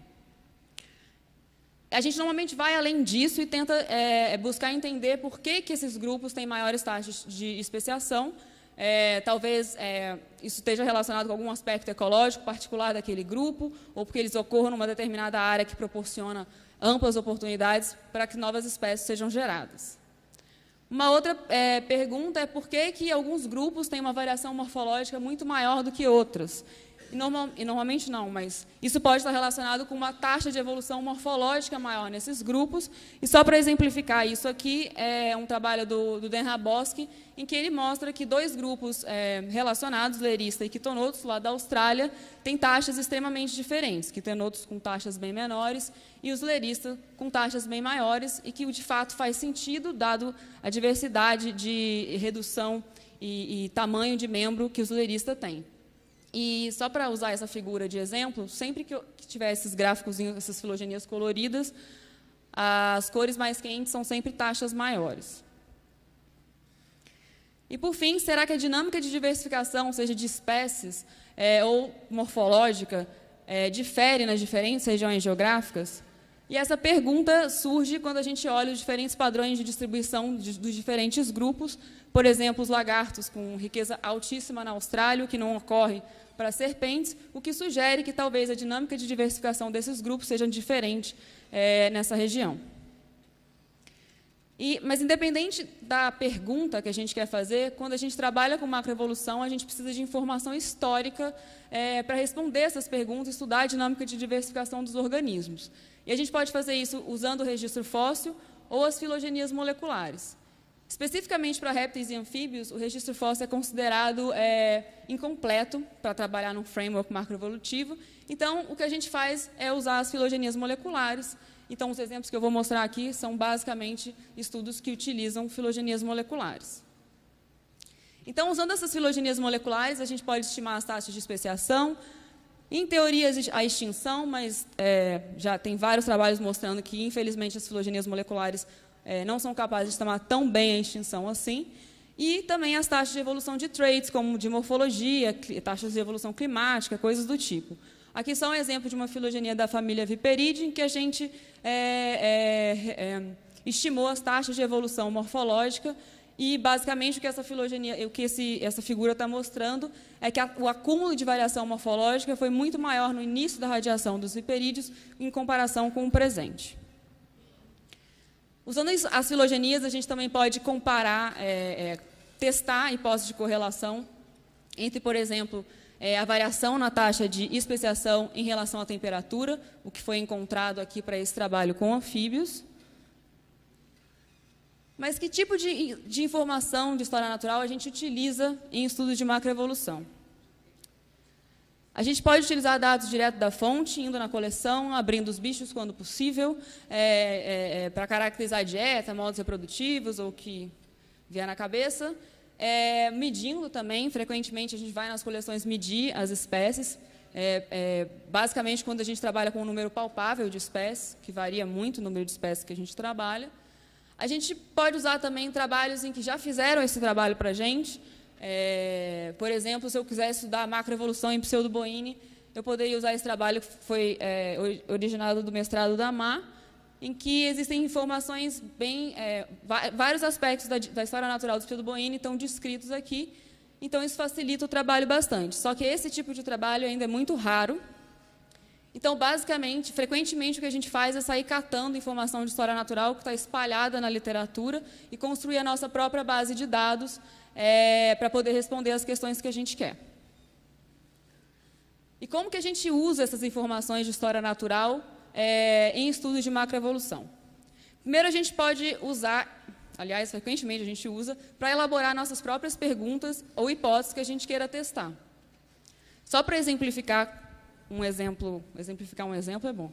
Exemplificar isso, nesse trabalho que foi parte do meu doutorado, a gente utilizou as informações sobre o uso da fosseta loreal por parte dos viperídeos, né? A fosseta loreal só está presente na subfamília Crotaline, e dado que diversos trabalhos sugerem que a fosseta loreal auxilia no encontro de presas, encontro de locais ótimos para termorregular e também no reconhecimento de predadores, a gente elaborou a ideia que talvez, então, os Crotaline tivessem maior capacidade de colonizar ambientes, novos ambientes. Isso talvez tivesse refletido numa rápida formação de espécies quando comparado àquelas linhagens que não possuem a fosseta loreal. E o que a gente encontrou foi quase isso. Aqui as taxas de especiação são mais altas, estão em vermelho. Basicamente, o que a filogenia está dizendo é que houve um aumento das taxas de especiação em grande parte dos Crotaline, apenas um cladinho aqui ficou de fora. Então, a partir disso, a gente concluiu que a fosseta loreal deve ter tido, sim, um papel relevante na rápida formação de espécies no começo da diversificação dos Crotaline. Mas, além do uso dos dados de história natural, das informações de história natural na elaboração das perguntas e hipóteses, a gente também precisa desses dados para testar as hipóteses que a gente elabora. Então, nesse exemplo também, parte do meu doutorado, a gente queria saber se a morfologia dos viperídeos arborícolas evolui de forma mais restrita ou constraint, que é o termo em inglês, quando comparado às linhagens terrestres. Essa hipótese, na verdade, não surgiu da nossa cabeça. Isso, na verdade, está descrito em vários livros e trabalhos sobre história natural de serpentes, onde os pesquisadores já tinham observado que as serpentes arborícolas tendem a ser mais parecidas, né, apresentam síndromes morfológicas quando comparadas às terrestres. Então, basicamente, a gente pegou essa informação e quis saber se isso tinha um reflexo na história evolutiva, nas trajetórias de diversificação morfológica do grupo. Para fazer isso, a gente visitou inúmeras coleções científicas para medir um monte de espécies de viperídeo. Fizemos uma compilação gigantesca para caracterizar o principal microhabitat que as espécies utilizam. E o que a gente viu foi basicamente que das três variáveis morfológicas que a gente trabalhou, 2 delas, tamanho corporal e a circunferência no meio do corpo, apresentam uma trajetória de evolução mais restrita, indicando que o ambiente arborícola provavelmente impõe pressões seletivas extremamente fortes nessas linhagens. Eu não vou explicar o gráfico, senão eu vou ficar os 20 minutos aqui. Vocês vão ter que acreditar em mim. Nesse outro trabalho, que eu selecionei porque é anfíbio, senão eu ia ficar falando de viperídeo, acho que o resto do coisa. O que eles quiseram saber era quais aspectos ecológicos estariam relacionados à rápida radiação dos bufonídeos africanos. E, na verdade, eles não encontraram relação de nada com nada, mas eu coloquei esse trabalho aqui porque eu achei interessante a trabalheira que eles tiveram de ir atrás dessas informações dos museus. Então, eles levantaram informações de fecundidade, tamanho do ovo, tamanho corporal, e está tudo bonitinho, disponibilizado no próprio trabalho deles. Já esse trabalho, que está em andamento, faz parte do meu pós-doutorado, a gente está tentando entender se o cenário geográfico e propriedades intrínsecas dos organismos determinam a coexistência, a probabilidade de 2 espécies coexistirem ao longo do tempo, e a gente está trabalhando com mais de 300 espécies de serpentes e mais de 700 espécies de lagarto. Para fazer isso, a gente precisa de mapas de distribuição dos bichos, para determinar se eles são simpátricos ou não. A gente está fazendo uma compilação imensa de aspectos ecológicos da história natural dos bichos, para poder tentar entender se algum desses aspectos influenciam na probabilidade de coexistência ao longo do tempo. E também visitando coleções científicas ao redor do mundo para pegar o máximo de informação morfológica para essas espécies que a gente está trabalhando e tentar saber se existem divergências morfológicas ou diferenças morfológicas entre as espécies que coexistem em relação àquelas alopátricas. Só que até aqui a gente viu trabalhos que abrangem um número palpável de espécies, 300, 700, é palpável. Só que tem gente que trabalha com vertebrado, tem gente que trabalha com escamata como um todo. E aí, como é que você faz? Com mais de 10 mil espécies, você vai lá medir todo mundo na coleção, você vai ter que fazer 30 doutorados para poder terminar seu trabalho. Então, a gente recorre normalmente à base de dados. Eu sei que muita gente vai torcer o nariz aqui, mas, infelizmente, para répteis e anfíbios, as bases de dados estão muito aquém. Quando a gente pensa em base de dados para mamíferos, para aves, eu coloquei alguns exemplos aqui. O Reptile Database, que foca mais no histórico taxonômico dos grupos, mas tem ali uma informação ou outra de reprodução, pelo menos serve para a gente olhar as referências e ir atrás das informações. O Amphibia Web, que tem alguma coisa também de história natural, e a IUCN, que tem ali perdido uma informação ou outra também. Outra base de dados interessante é o VertNet, que focava mais, até outro dia, em dados de distribuição vindos de coleções científicas. Atualmente, eles têm incorporado também aspectos morfológicos. E o GBIF, que acho que muita gente conhece, em que é possível baixar informações, os pontos de distribuição de uma espécie que você queira. Na verdade, esses estudos, o GBIF ele me traz uma questão que eu acho importante mencionar, que esses estudos de macroecologia, macroevolução, frequentemente sofrem críticas porque usam essas bases de dados, que são cruciais para esses estudos. E eu gosto sempre de defender essas bases de dados, eu acho que elas são extremamente importantes. O problema não é a base de dados, o problema é o pesquisador que utiliza essas bases de dados sem critério nenhum.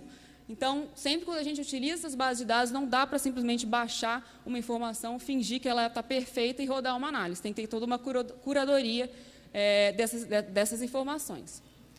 E se os dados não estão bons nas bases de dados, nada melhor do que disponibilizar dados melhores. Então, chamo a atenção para essa iniciativa do Global Accessible Reptile Distributions, que soltou aí alguns anos, 2 anos atrás, mapas de distribuição para todos os esquamata. Obviamente, aqui também tem erros, mas provavelmente já são menos erros do que simplesmente usar dados do DBIF. O DRID também acho interessante falar, que é um repositório em que as pessoas podem disponibilizar os datasets usados em trabalhos publicados.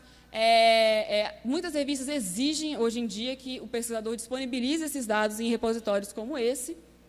E o interessante é que o download dessas bases de dados que estão depositadas ali são de graça e eles vêm acompanhados de um DOI que permite com que você ganhe citações em cima da sua própria base de dados, para estimular as pessoas a disponibilizarem essas informações. E, por fim, os data papers, que são outra forma de a gente acessar essas informações importantes para trabalhos em larga escala. E aqui um exemplo de uma compilação do Chaimeiri para aspectos da história natural de lagartos do mundo todo, extremamente útil para os trabalhos que a gente faz. O problema é que a gente, quando trabalha com macroevolução, macroecologia, a gente precisa dessas informações, não tem como fazer um trabalho sem essas informações, a gente precisa que as pessoas disponibilizem essas informações, só que está ocorrendo uma desvalorização da história natural, ou seja, a nossa base está ficando sem financiamento e daqui a pouco isso vai frear a gente também.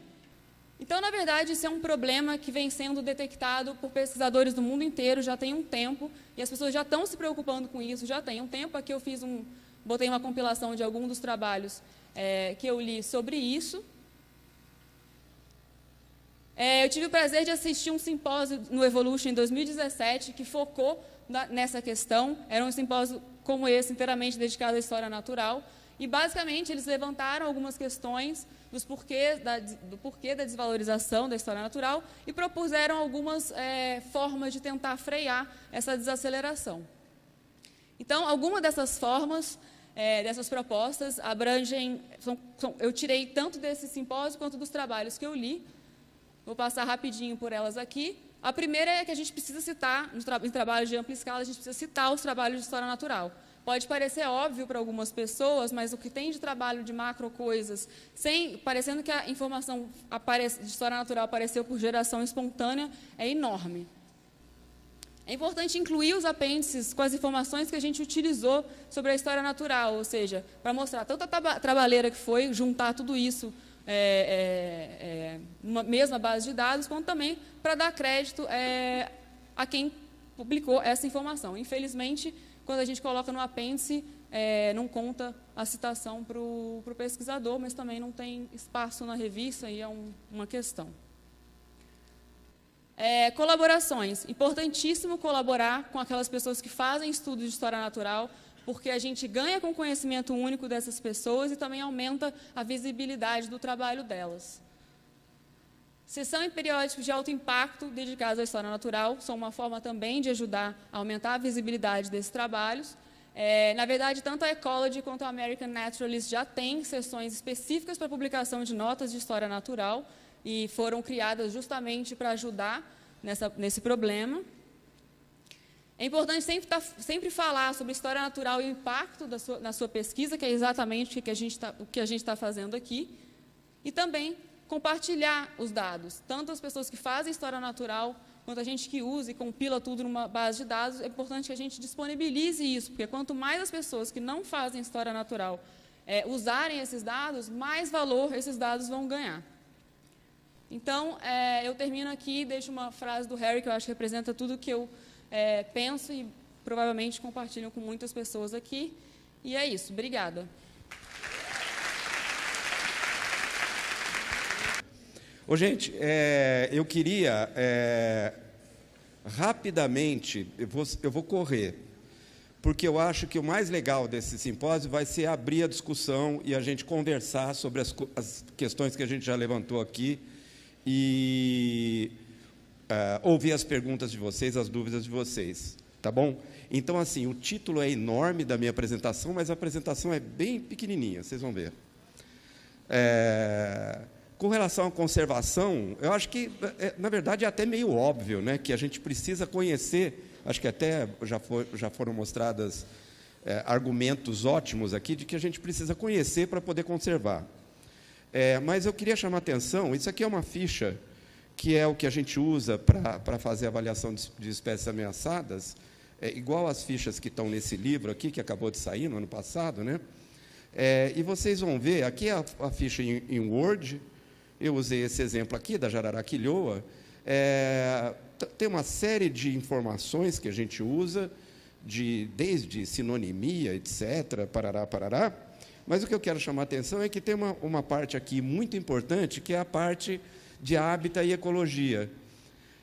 Algumas informações, como especialização em hábitat, capacidade de permanecer em ambientes alterados e coisas assim, são importantíssimas na hora que a gente está avaliando o grau de risco, o risco de extinção de uma espécie. Tá? Se a gente for olhar o que leva uma espécie a ser vulnerável à extinção, a gente vai ver que grande maioria dos aspectos que a gente usa para saber se ela está ameaçada ou não, se ela é vulnerável ou não, são dados de história natural desses que a gente está falando aqui. Tá? Pensando já, uma vez que a gente tem a lista de espécies ameaçadas, a gente vai começar a elaborar e colocar em prática ações de conservação, a gente vai ver que a gente precisa de história natural em várias etapas. Então, aqui eu falei da lista de espécies, porque a gente prioriza, né? Mas uma fase muito importante da conservação é aplicar as ações de conservação. Então, quando você prepara uma lista de espécies ameaçadas, você identifica as ameaças, e aí você é capaz de trabalhar com planos de ação que envolvem todas essas coisas aqui. Quase todos os planos de ação têm todas essas coisas aqui para a gente poder tirar essa espécie da lista de espécies ameaçadas. Tá? E, para isso, você precisa de um monte de história natural para conseguir resolver esses problemas e aplicar realmente o plano de ação. Então, acho que fica óbvio que a história natural é essencial para a conservação. Eu quero aproveitar, parei de falar de conservação, eu quero aproveitar isso para falar rapidinho de uma coisa que eu acho muito importante, que é a qualidade dos dados. A gente falou, vocês ouviram já nessas palestras que tem várias fontes de dados, né, coleção, natureza, etc., etc., e é importante a gente ficar de olho na qualidade dos dados. Eu vou mostrar um exemplozinho que eu acho bem legal. O ideal é sempre a gente usar a fonte primária da informação. Se a gente usar fonte secundária, a Laura acabou de falar isso, a gente tem que fazer uma curadoria, você tem que ir atrás de saber se essa fonte secundária está usando o dado primário. Se você pega um livro, por exemplo, testa isso para algumas informações e você vai descobrir logo se a fonte que a pessoa usou foi ruim, logo ela vai aparecer. Tá? Aí você simplesmente fala, não dá para usar esse dado secundário porque ele não está baseado em informação primária. Deixa eu passar aqui. Eu tenho um exemplo que eu acho muito legal, que é a periquitamboia, né? a Corallus caninus. E tem um monte de afirmação na literatura, tinha há um tempo atrás, que, por exemplo, nesse livro aqui, que é um livro mais de divulgação do que qualquer coisa, que a periquitamboia ela tem esses dentões enormes aqui, que é para segurar aves quando ela capturasse a sua presa. E aí você tem aqui, nesse texto, uma coisa dizendo que ela se alimenta, então, de aves e mamíferos. Beleza. E se você fuçar na internet, eu adoro fuçar na internet, você acha ilustrações desse tipo aqui, ó. Uma periquitamboia catando um passarinho, uma periquitamboia constringindo um passarinho, beleza? Então, ela come ave, certo? Se a gente for ver fontes primárias A gente vai ver, nesse trabalho aqui da Lígia, com Otávio, etc., que eles fizeram uma revisão de toda a dieta dos boídeos, e se você olhar aqui nas aves e pegar coralos caninos, não tem ave em coralos caninos. Tá? Uai, não era ornitófaga? Aí, outra revisão de dieta de boídeos, de novo, só encontraram mamíferos e lagartos. Então, essa história é puro fake news. Tá? Mas você vê que, imagina quanta gente usou essa informação errada nos seus trabalhos, nos seus livros, nas suas divulgações, etc. Errado, total. Não existe esse dado. E é legal, então, como eu falei, a gente ficar de olho na fonte. Então, por exemplo, esse livro aqui, quando eu trabalhava em Manaus, eu achei ele super legal, um livro realmente... O legal dele é servir como um guia também. Mas aí eu comecei a olhar, porque me interessava a história natural que tinha nele. E aí eu comecei a fuçar, e eu descobri que eu tinha que ir atrás das fontes primárias para ver se aquilo que eu acabei de recomendar para vocês. Eu comecei a ir atrás das fontes primárias para ver se confirmava as coisas que ele dizia de história natural nesse livro. E aí, o que eu encontrei foi um monte de barbaridade.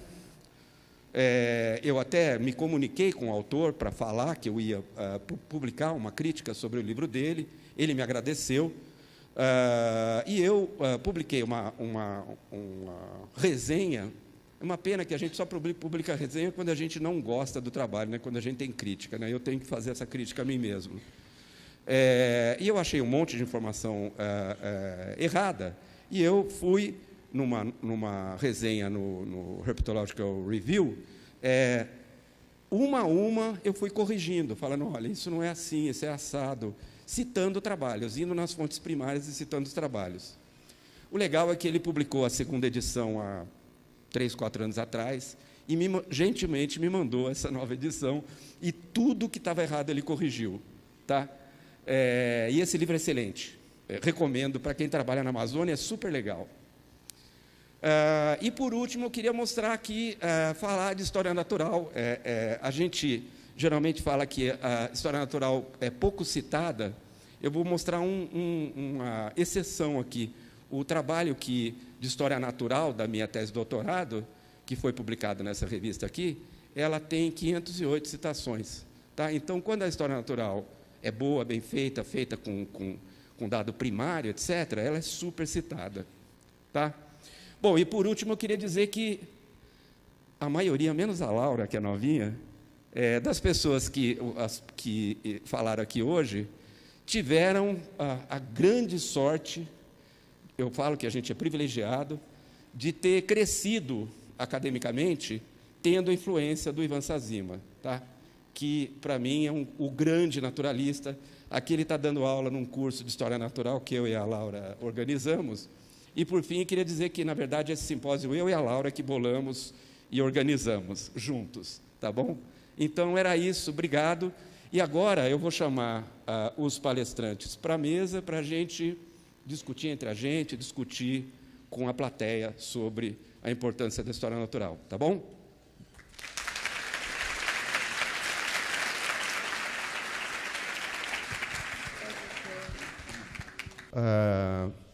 Eu queria, primeiro, só perguntar para os meus colegas se alguém tem alguma complementação a fazer. Às vezes a gente vê a apresentação de um colega e vem alguma ideia, não sei, que vocês queiram acrescentar ao que já foi falado, antes de abrir para... Tudo bem? Não, só vou falar que eu tirei os vídeos da minha apresentação, porque não ia caber. Tinha uns vídeos bonitinhos, mas não coube no tempo. Gente, então, está aberto para perguntas. Por favor. Boa tarde. Primeiramente, queria parabenizar todos. E, Márcio, eu queria fazer uma pergunta, queria saber sua opinião sobre um assunto, né? Primeiro, diante do cenário que a gente tem hoje no país político, né? O que é que você acha que vai acontecer com os trabalhos de história natural, principalmente os trabalhos feitos em campo, né? se o cenário que você visualiza é positivo ou negativo, e caso seja negativo, quais seriam as principais alternativas para driblá-lo aí? Olha, eu vou começar dizendo que eu sou um cara otimista. Eu acho que esses 4 anos de desgoverno aí não vão acabar com a ciência brasileira de jeito nenhum. Eles vão tentar, mas não vão conseguir. E eu acho que a gente tem uma grande vantagem, que o nosso trabalho é um trabalho relativamente barato. Eu vejo que eu comparo os projetos que eu submeto à FAPESP, por exemplo, que são puramente trabalho de campo, então é despesa de transporte para o campo, balde para pitfall, tela para pitfall, o que for, álcool, formol. Os nossos trabalhos eles tendem a ser baratos, então eu acho que a gente tem que usar criatividade. Em tempo de crise a gente usa criatividade. Eu não acho que eu acho que a gente tem que ficar esperto. A gente está correndo o risco agora, nesse momento, das bolsas serem interrompidas,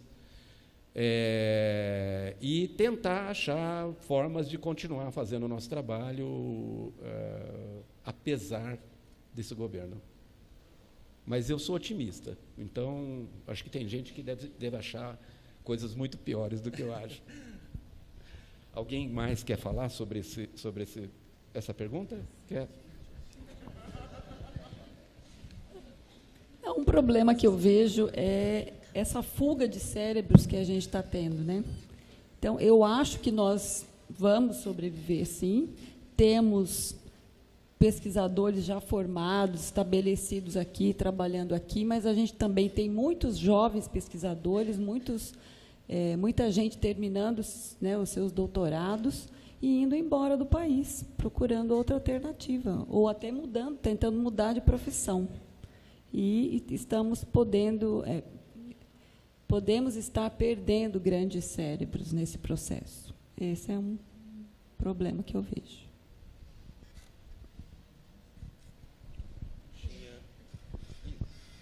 Oi, boa tarde.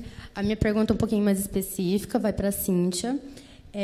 Cíntia, eu queria saber se você acha seguro e indicado o uso de espécies irmãs no levantamento de dados de modos reprodutivos de anuros.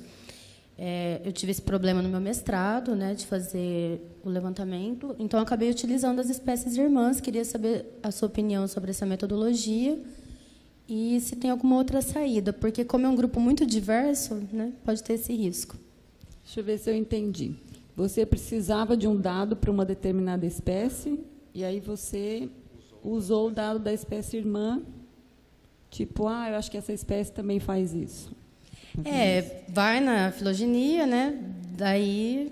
Eu sempre digo que, em pesquisa, existe o ideal e o possível, né?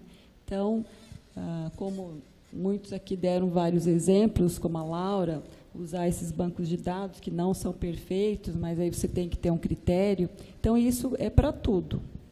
Então, muitas vezes, se faz necessário utilizar, mas aí você tem que ter um bom senso e confiar nessas informações, como o Márcio disse, né?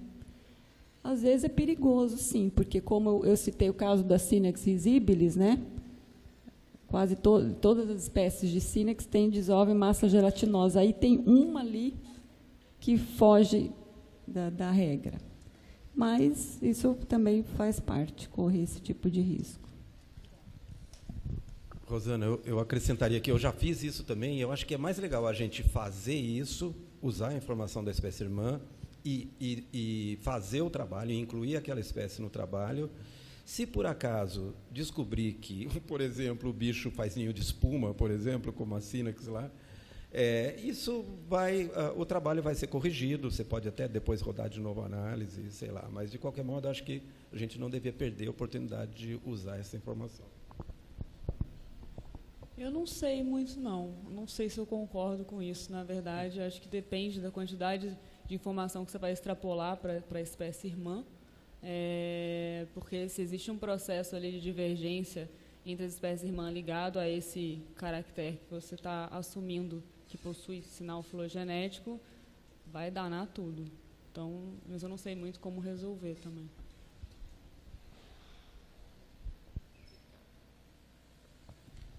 Mais alguma questão?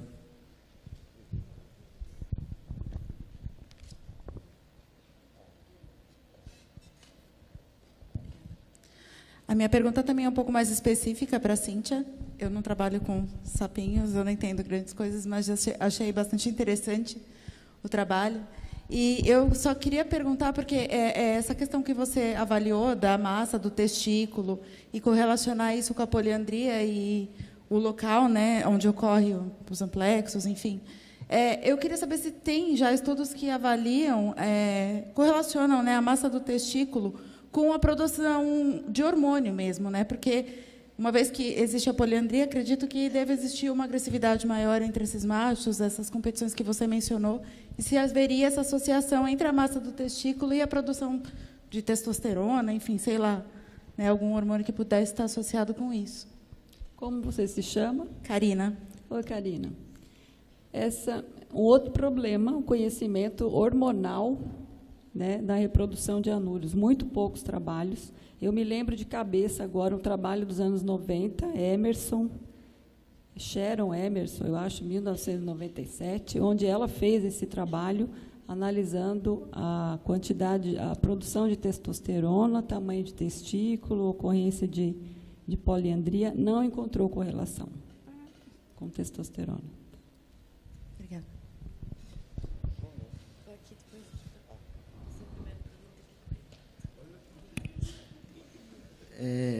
Eu queria fazer a pergunta assim um pouco mais direcionado para a Denise.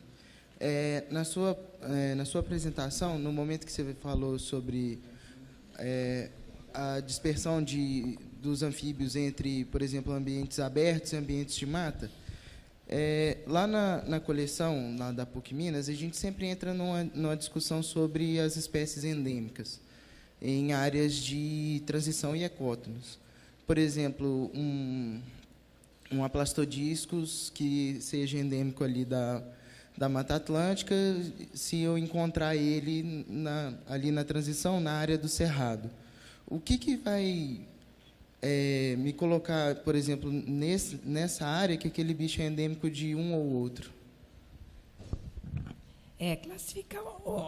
Classificar a espécie como endêmica ou não de um habitat é complicado.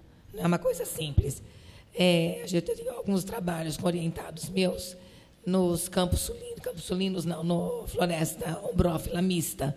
A floresta ombrófila mista, ela é uma interdigita, né, com campos naturais.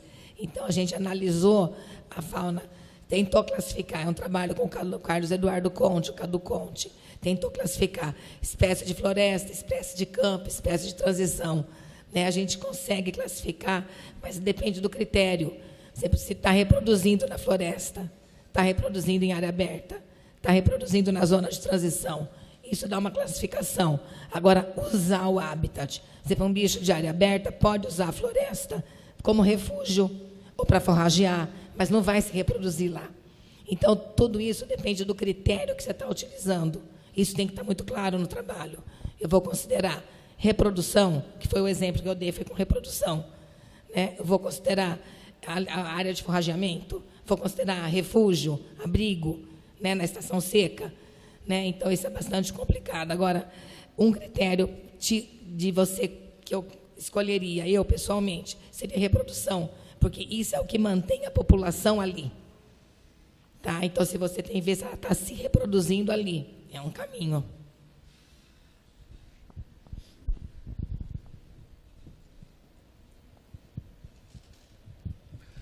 Bom, eu não vi todas as palestras, mas as que eu vi gostei bastante, e tem que fazer um relato e um comentário rápido. Os curadores de coleção, Cíntia, não resisto, porque aquela foi direta para mim. Os curadores de coleção, eles ficam num conflito eterno entre o quanto aquilo pode ser usado e destruído, o quanto tem que ser preservado para outros estudos. Eu tenho um compromisso com a manutenção da coleção, não só com os estudos, é uma coisa difícil de lidar. Relato rápido. Anos atrás, uma colega nossa pediu para retirar 1 centímetro quadrado de pele de determinadas espécies muito antigas que eu tinha na coleção para um estudo importantíssimo de doenças de anfíbios. Eu, chato, falei, não dá. Aí ela falou, mas é muito importante. Eu falei, então convença o Parque Nacional a coletar novos para a gente trocar. Acho que ela não fez isso. Anos depois, um outro colega pediu para passar cotonete, os mesmos bichos. e fazer o mesmo estudo. Se eu tivesse deixado a primeira vez, já era. Então,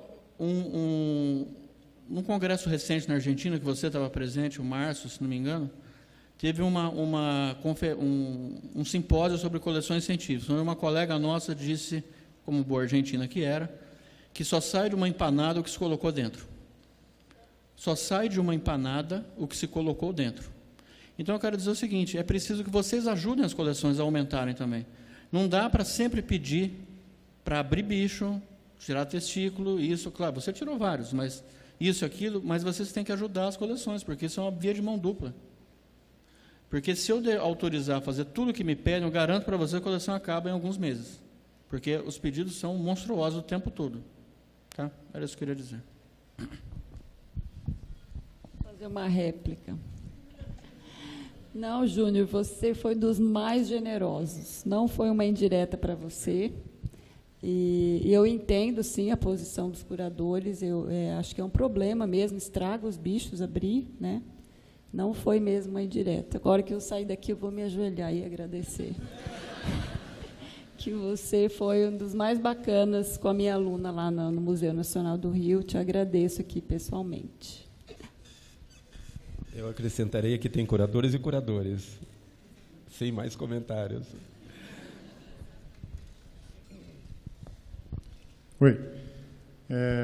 Assim como o Júnior, eu perdi a parte do Otávio, então eu não sei se ele tocou nesse assunto, então eu vou fazer uma pergunta capciosa, tá? Por que ninguém admite, mas muita gente considera a história natural uma coisa inferior à ecologia teórica, por exemplo? Mas ninguém admite. Não sei. Por que se considera a história natural algo inferior a...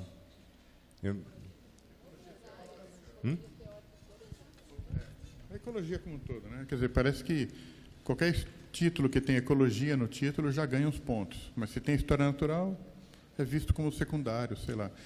Ninguém admite isso, mas isso a gente acaba sentindo. E você recentemente fez um protesto em relação a isso, né? Eu achei que poderia expor alguma ideia nesse sentido agora. Eu não sei, parece que a ecologia é algo mais high-tech, né? Quando você mexe com números, né? Você mexe com análises estatísticas robustas, isso parece causar um impacto muito grande nas pessoas, né? Eu acho que tem uma questão que é importante, né? Eu até brinco às vezes, né, que eu acho que, sob o ponto de vista popperiano, né, a ciência tem que ser, a gente tem que estar trabalhando mais na questão dedutiva, né, que a gente tem que tentar verificar hipóteses se elas são testáveis ou não. E a história natural, quando você parte do nada, ela é descritiva, né? Quer dizer, então ela não é ciência, ela não está testando nada, né? Mas é o que, né, todo mundo aqui levantou, né? Acho que ela levanta uma base de dados que vai permitir se testar uma série de coisas posteriormente. E tem outra maneira também, né? Que muitas vezes você pode fazer a hipótese e ir atrás dos dados natural que vai testar a sua hipótese também, né? Mas eu não sei, eu acredito que essa questão eu acho que realmente essa coisa do high-tech mesmo, né? Realmente você vê, quando você pega um trabalho, existe análise, né? Isso causa, né, um fascínio, né? Eu brinco muito com meus alunos, né? Que o R é uma febre, aí todo mundo R. A gente vive a era do R agora, né? E é interessante que você vê que às vezes as pessoas começam a fazer uma análise estatística, né? Obtém um resultado interessante, né? Por exemplo, às vezes eu já vi assim teses em que comparava o macho à fêmea, a diferença é significativa, né? Altamente significativa. Aí eu li a tese, mas qual que é o tamanho do bicho, né? Eu não conseguia ver o tamanho do bicho, né? Às vezes as pessoas querem fazer análises que não respondem aquilo que a gente está perguntando, né? Então, assim, é sempre importante, eu sempre falo, né? A gente tem que fazer uma análise exploratória dos nossos dados, né? Isso é história natural, né? Antes de você jogar no R e fazer 1000 análises elaboradas, a gente fazer uma análise exploratória. Isso é história natural, né? Agora, eu não sei, Renato, a impressão que eu tenho é essa mesmo, né? Quando você Acho que tem aquela história, tem até aquele seriado do Big Bang Theory, né, que você vê que eles põem o físico na frente do biólogo, né? Eles fazem umas brincadeiras. Acho que tem essa questão do high-tech mesmo, né? Quando você fala em ciência, as pessoas pensam, né, em pessoas que trabalham com física quântica, né? Isso parece que tem, né, um apelo maior do que a biologia. E na biologia você tem também um apelo maior da ecologia, a biologia molecular, né, a genética, isso parece que causa um fascínio grande para as pessoas, né? Eu acho que é meio essa questão mesmo, né, de fascina, né? Olha quanto número, né? Parece algo mais elaborado, até pode ser, mas às vezes muitas coisas você não responde com essas análises, né? Uma análise às vezes mais simples você responde muito mais coisa, né? Só acrescentar que certamente você descrever um comportamento reprodutivo de um indivíduo de Echinanthera, sei lá o quê, que a gente faz, eu faço isso até hoje com os meus alunos. É uma coisa bem descritiva, mas eu acho que a gente tem que aprender com os trabalhos do Ivan. O Ivan, ele junta 3, 4, 5 casos sobre aquele trabalho que eu fiz com ele, Olhos Maiores que a Boca. Você vê que essa ideia, só que a gente acabou publicando numa revista brasileira com pouquíssima circulação, mas você vê que essa ideia depois surgiu na literatura, já alguém fez uma coisa mais elaborada, mas basicamente é você perceber que tem padrões e você começar a levantar hipóteses sobre processos que levam àqueles padrões. E isso dá para fazer com aquela história natural mais básica possível, entendeu? A hora que você tem 2, 3, 4 observações que indicam que aquilo é um padrão, você começa a trabalhar com hipóteses. E, para mim, isso é ciência da melhor qualidade possível, entendeu? Não é nem melhor nem pior do que qualquer coisa. A gente está contribuindo. O que o Ivan contribuiu com hipóteses de evolução de caracteres em serpentes, por exemplo, e ele trabalhou com tudo, né? É super importante, né? A gente está até hoje testando hipóteses que o Ivan levantou e vai continuar. Eu ia falar nesse sentido mesmo, citar como exemplo os trabalhos do Ivan Sazima, que são brilhantes. Muitas vezes não tem uma análise estatística lá, mas o cara é de uma sensibilidade, enxerga o comportamento dos animais, né? E consegue correlacionar com comportamentos de outros, então tem conhecimento grande sobre história natural de vários grupos. E fazer história natural, mesmo que não tenha teste de hipóteses e análise rebuscadas, não é sinônimo de coisa fácil. Muitas vezes, muita dedicação de campo, horas de observações, e ter essa sensibilidade de conhecer o comportamento, conhecer o grupo que você está estudando. Você pode fazer trabalhos brilhantes, como o Ivan fez, e continua fazendo. O Harry Green é outro exemplo, né? E tantos outros.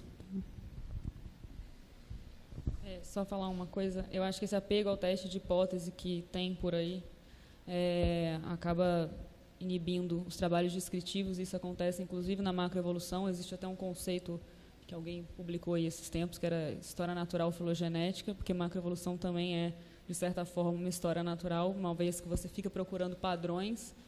Às vezes você não tem uma hipótese, simplesmente plota ali para ver o que acontece, e aí você começa a usar a sua imaginação para interpretar aquilo.